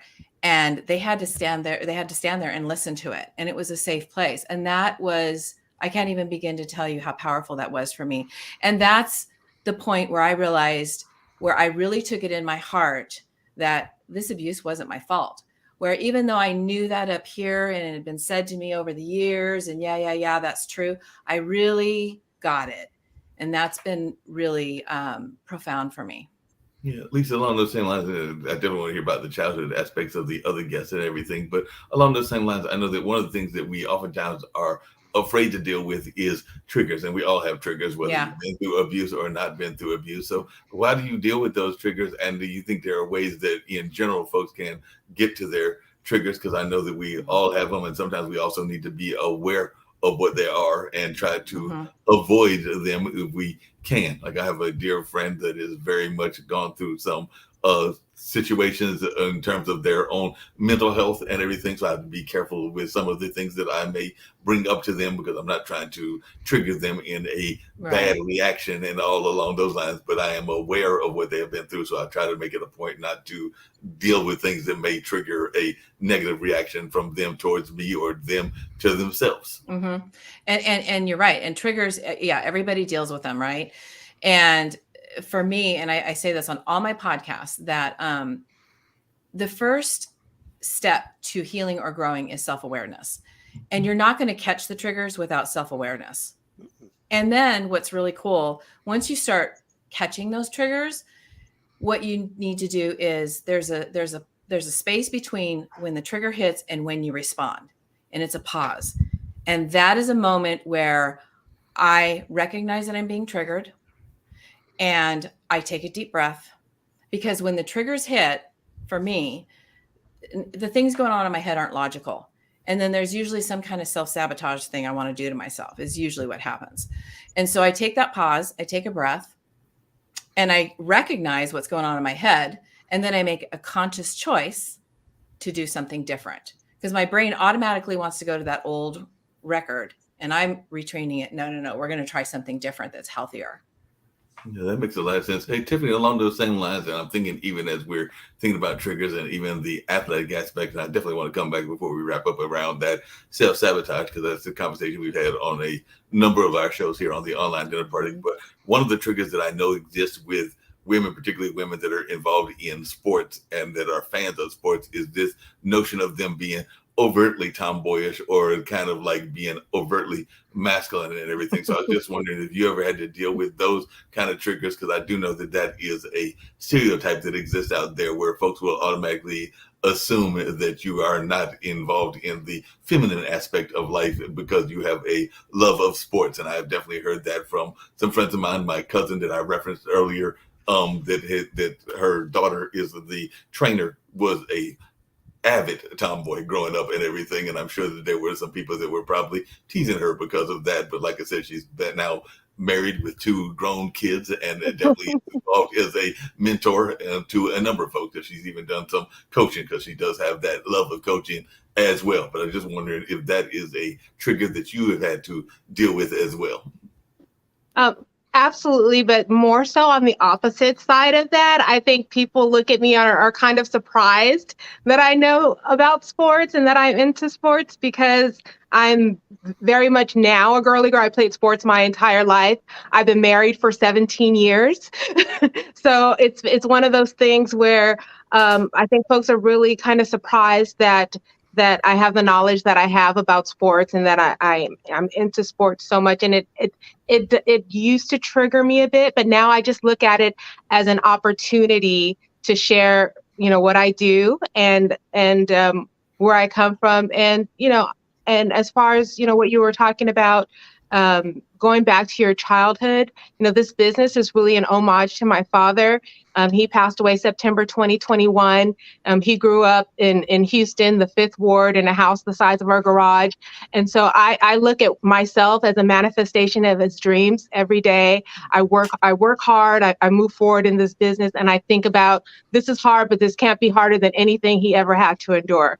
Right. So I just it's one of those things where I really stand on the shoulders of people who came before me.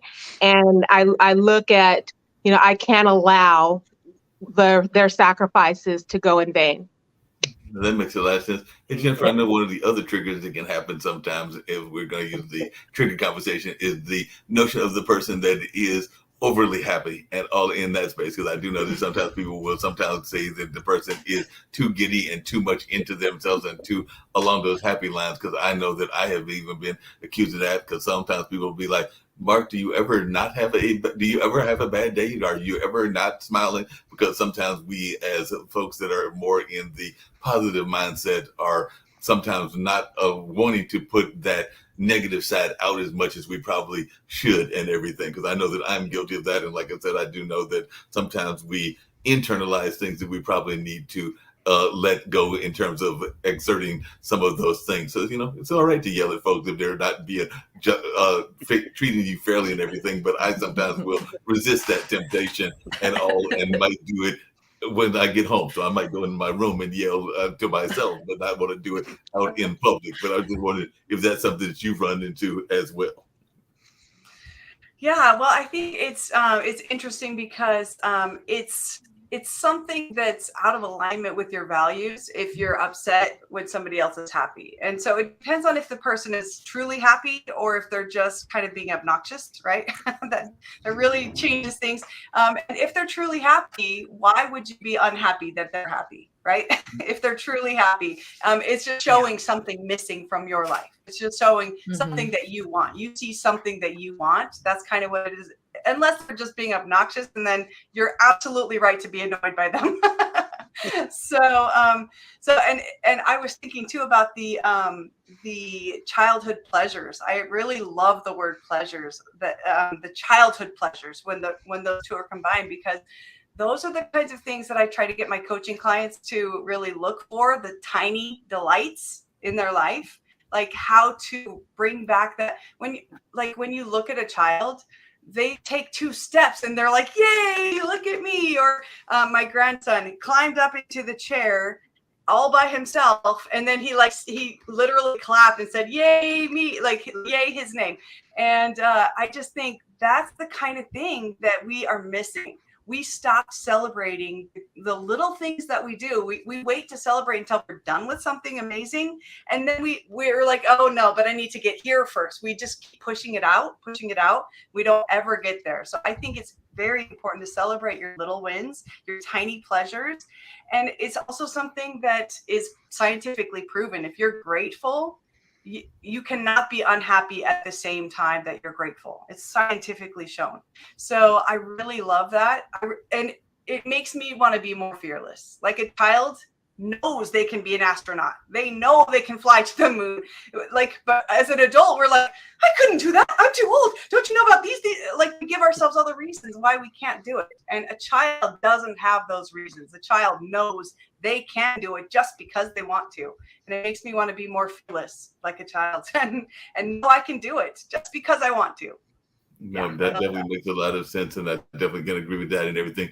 Like I said, got about another 15 or 20 minutes to go and everything. But one of the things that there's something I get all my guests to do, but before I get to that, you actually, I think it was Tiffany alluded to it earlier, or one of you did, this notion of self-sabotage. And that is something I'd love to hear from all of you, because I know that I can be just as guilty of it, that listening to the inner critic and the outer critics, and sometimes those inner critics are just as bad as the outer critics. Because we talked a little bit about those outer critics, those that are being negative for whatever reasons, but sometimes we can be our own worst enemies. I know that there have been relationships that I have not pursued. I know there have been jobs that I have not pursued because I've had entire dialogues with myself as to why I should go for the job or not go for the job. And by the time you finally talk yourself into the job is long gone and all in that space. So I'm just wondering, and I'll start with you, Robert, but go around if you could talk to how you have dealt with the inner and the outer critic. And then there is a question that I get to ask everybody, which is their message of positivity and hope, as well as how they can be reached. But we'll get to that after we hear about the inner and the outer critic. But I'd love to hear, starting with you, Robert, how you deal with the inner critic and everything. Well, the inner critic is always there. I blow myself up quite often, and that's just my nature at times. I try to subdue it as much as possible, but I try to be as diplomatic as possible. But in a field that I'm in, where I have under me 200 to 300 people that I'm responsible for or work for me, it's sometimes difficult. I do make it a point of always greeting people by their name, commending them every day, great job. Thanks. Always thanks. Thanks for the work that you're doing. I really appreciate it. Do I do blow up at times? Absolutely. And it's usually not because of someone not understanding. It's usually for their own safety. We've drilled in my business, safety is a big issue. Every day someone has an accident, could be fatal. And we've had that in the past 3 months, an unprecedented number of deaths in New York City in just construction sites, paralyzed from falling off ladders. And we drill these safety precautions into them. So when I see them, and I'm ultimately responsible for their safety. So when I see them not adhering to the things that I put out there for them for their own good, yeah, sometimes I have a tendency to blowing it up and calling everybody in and, giving them the come to Jesus message, because it's not being greedy. It's, I don't want to see anyone get hurt. Everybody should come to work and be able to go home the same day and be happy. In some respect, happy. I mean, not everybody's just walking around laughing and kidding all the time. Everybody has bad days. But yeah, do I sabotage myself at times? Yeah, I let my best of my nature sometimes get out, my competitive side that I have to keep subdued at times with customers and competition. But yeah. Yeah, no doubt about that. What about you, Lisa? Definitely you're doing a lot of great work in your field and definitely getting people to understand the nature of things with abuse. But are there times that you even self-sabotage yourself? Yeah, there is. And I heard a really good definition the other day, or explanation of self-sabotage and why we do it. And it totally rang true to me. It's like, if we do self-sabotage, then we can predict the outcome, which means we can control the outcome. And I heard that. I was like, that is the best explanation I've ever heard. And it's totally what I do. And, even doing the podcast, starting my podcast, there were opportunities for me to come up and self-sabotage. But I have grown a lot in that area. And I knew that that's what I needed to be doing. And I pushed through that.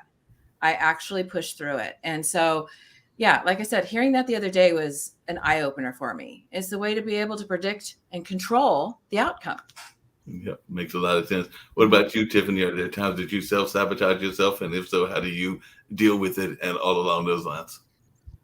Yeah, I think for me, I can live in my own head and pick up negativity. I mean, when you say that you're a woman that's teaching other women about football, you can imagine the types of things that were said to me. And I don't take any kind of criticism lightly. I register it because some of it may be true.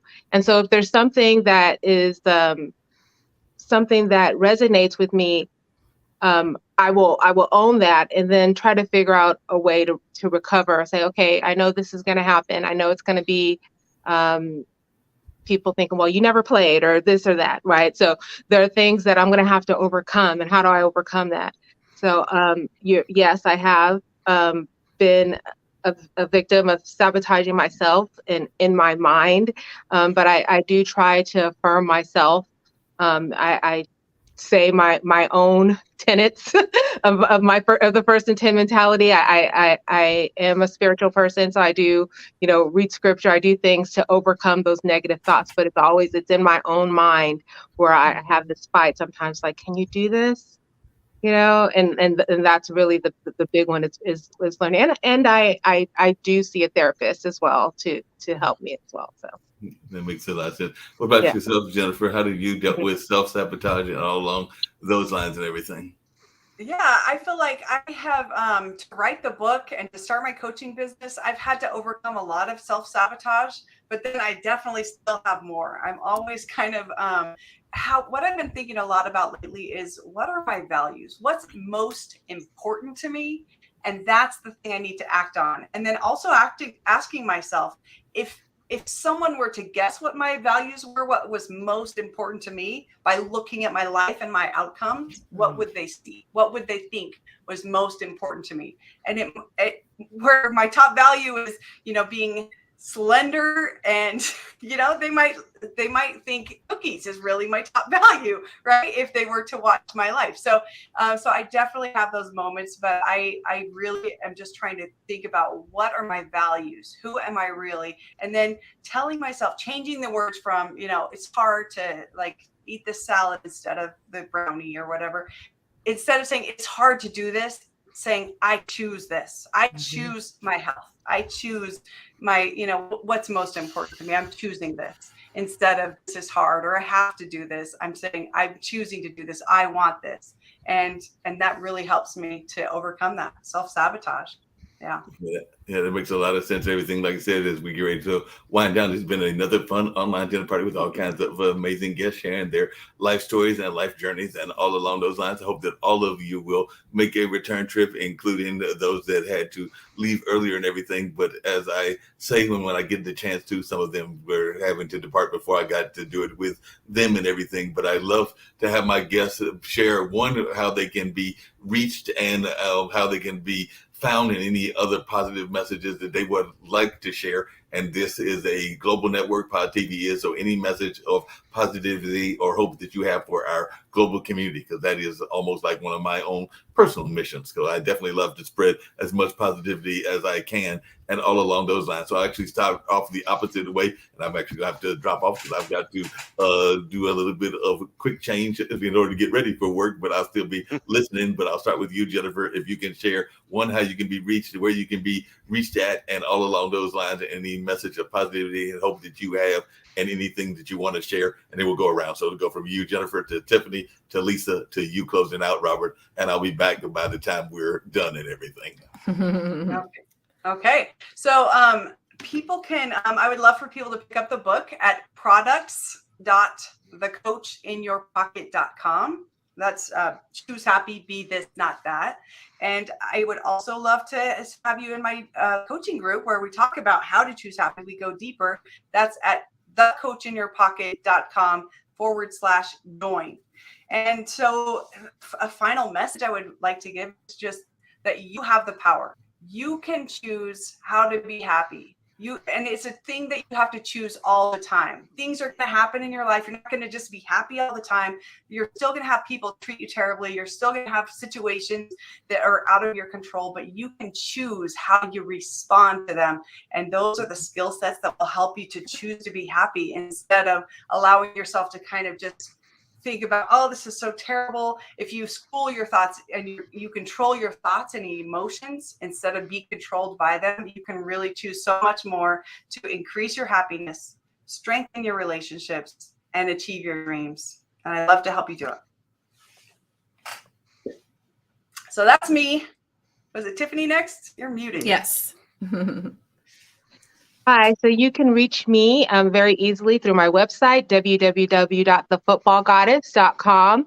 And I just want to leave everyone with an inspiring message to move towards your goal. You can do it alone, but with your network, your offensive line, you can get to your goals a little bit easier. So just remember that and continue to move towards your goals. Okay, it's my turn. So I can be reached at my website, which is www.healingandgrowinghandinhandpodcast.com.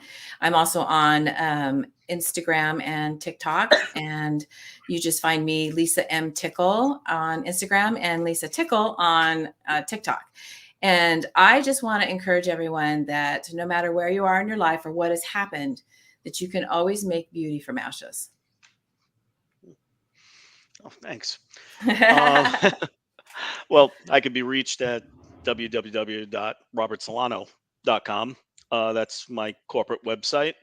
There's blogs there of when I'm going to be doing a podcast or my book that just came out on project management and some future publications that'll be out. The only thing I can tell you is you take each day as it comes. It's a new start every day. You don't try to bring the garbage with you that you left from the day before. Start it fresh, no weight behind you. And if you're thinking the day is going rough, just take it like I do. I sometimes have days that are stressful. Just take a step back, put everything in a frame and say, does this look right? and rearrange the pieces, or take a 5-minute break for yourself or 10-minute break and just get out of the moment. That's what I kind of do when I can. Very wise. Wise things that people were saying, very wise choices and wise conversation that folks were giving us here on the online dinner party. And all along those lines, I was going to say that the other guest, or one of them, was JL Hancock, and JL had to leave earlier. I know that Robert had joined earlier, and I think some of the others had seen JL when he was here, but I do know that JL is on Instagram, is on Twitter, and is on Facebook as well. So he's out of California. So like I said, I do know that he can be reached in that sense, and there are definitely other ways that he can be reached as well. But definitely he even has his website, which is jlhancock.com, and all along those lines. So definitely that is one of the guests that had to bounce off. So definitely wanted to share how folks could reach him, as well as Joe Affelbaum, who is the other guest that I was able to have the pleasure of having on as well. So I'll definitely see if I can't find where Joe's information is and all along those lines. So definitely there's been some great conversations. And Tiffany, you've got to tell me really quickly, and maybe we'll figure it out. You need to tell me during the show or elsewise what players I need to get, because I've determined not to be losing this particular year in fantasy football. I'm tired of losing in fantasy football, and I need to beat my younger brother and some of the other friends and actually get a championship that is actually owned by myself and not some of the other folks that have been winning it on a regular basis and all along those lines. So if you got any athletes that I absolutely must get, and maybe I'm going to have to find a way, since I'm in the middle of the pack, in order to get them. Oh, no. Yeah, I don't think Jordan Jefferson's going to be available by the time they get to you, but you definitely want to, my advice for my team is to not go with any quarterbacks the first round. You want to get a receiver or running back, someone who's going to get you more points. So maybe I'll get Justin Jefferson. I know that you are Justin Jefferson, yes. I'm a diehard Vikings fan and have been a long time. I do have some friends that are Cowboy fans, and my brother is a Bears fan. So maybe I would just realize that I've got to get a Justin, because I do know that Justin has been a good person, and I've actually was thinking about Daryl, even though Daryl is no longer with the team anymore. I mean, Dalvin Cook. So maybe I'll try to pick up Dalvin once Dalvin figures out where he's going, because I don't even know that Dalvin has been picked as to where he is going to be heading or all along those lines. But definitely there are some great athletes, so maybe I'll pick up one. You know, the ironic thing is I had Tom Brady for a couple of years and I never won a championship with Tom Brady, but I don't think I surrounded him with enough other good players and all along those lines. So that is something that also takes place as well, as you got to find the players that are going to match what you are doing in order to have that success that you need and all along those lines. So hopefully I'll do better the next time around and can pick a winning team and all of that. Or maybe I'll just call each one of you and you can give me individual players that I might want to get for the team and all along those lines. Because I'm thinking that everybody here, from Robert to Lisa to others, may have their own favorite players and their own favorite folks that they are involved with. So maybe I just got to figure out a way that y'all can help me find these successful folks and all along those lines, because definitely that is what I'm trying to figure out, is how I can get those winning people involved in that kind of way. So we'll see if we can figure out a way to pick up a winner this year, since I did not do it the last several years. And I think we've done this league for like 15, 20 years. So we've been doing it for a while, but I have not had any luck with it so far. So hopefully that'll be changing and everything. Robert, you got any tips? You're in New York, so I'm thinking you're either a Jets or a Giants fan and all in that space, which is probably going to disappoint Tiffany as the Cowboys fan and everything. But I'm thinking you're rooting for one of those New York teams. So maybe you got some players that I need to consider as well. Oh.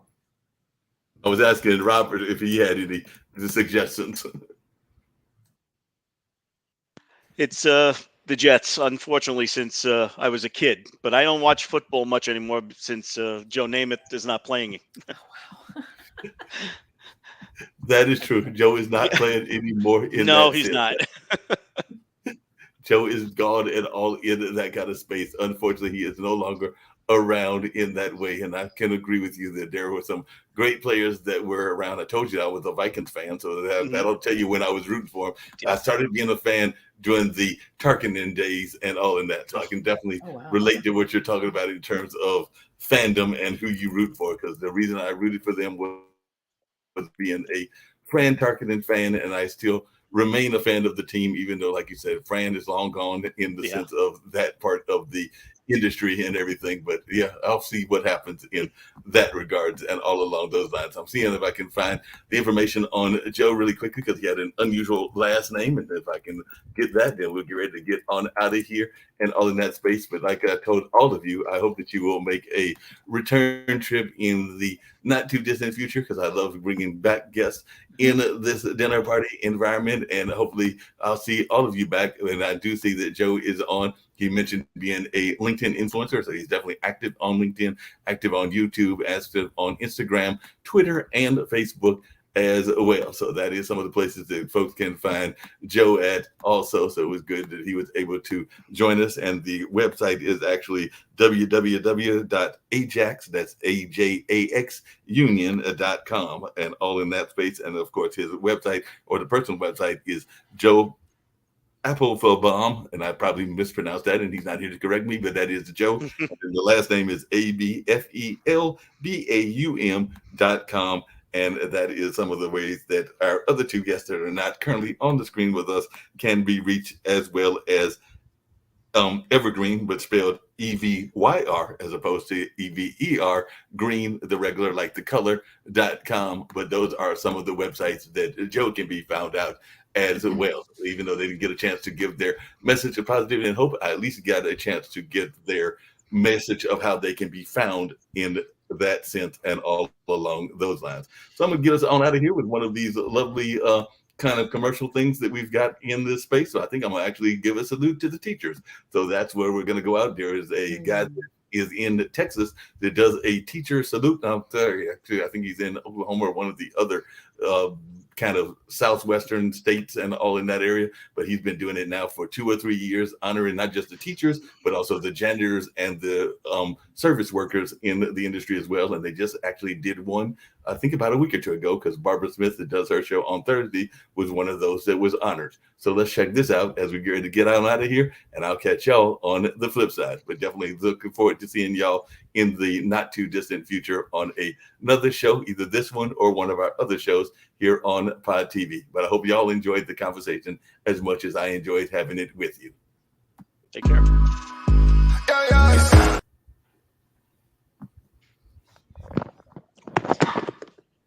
That was fun. Are we still on? I won't fold, I won't drop until we on top. Only going non-stop. I won't fold, I won't drop until we on top. Only going non-stop. I want to thank everyone for coming to the 2020 TAF Awards. This was a show like no other, people. This is the Grammys for dignitaries, educators, and support staff around the state of Oklahoma and worldwide. We cannot do this without the support of the people. So we thank you, I thank you, for being such a dedicated supporter to this movement for the Teachers Appreciation Foundation. I thank you. I won't fold.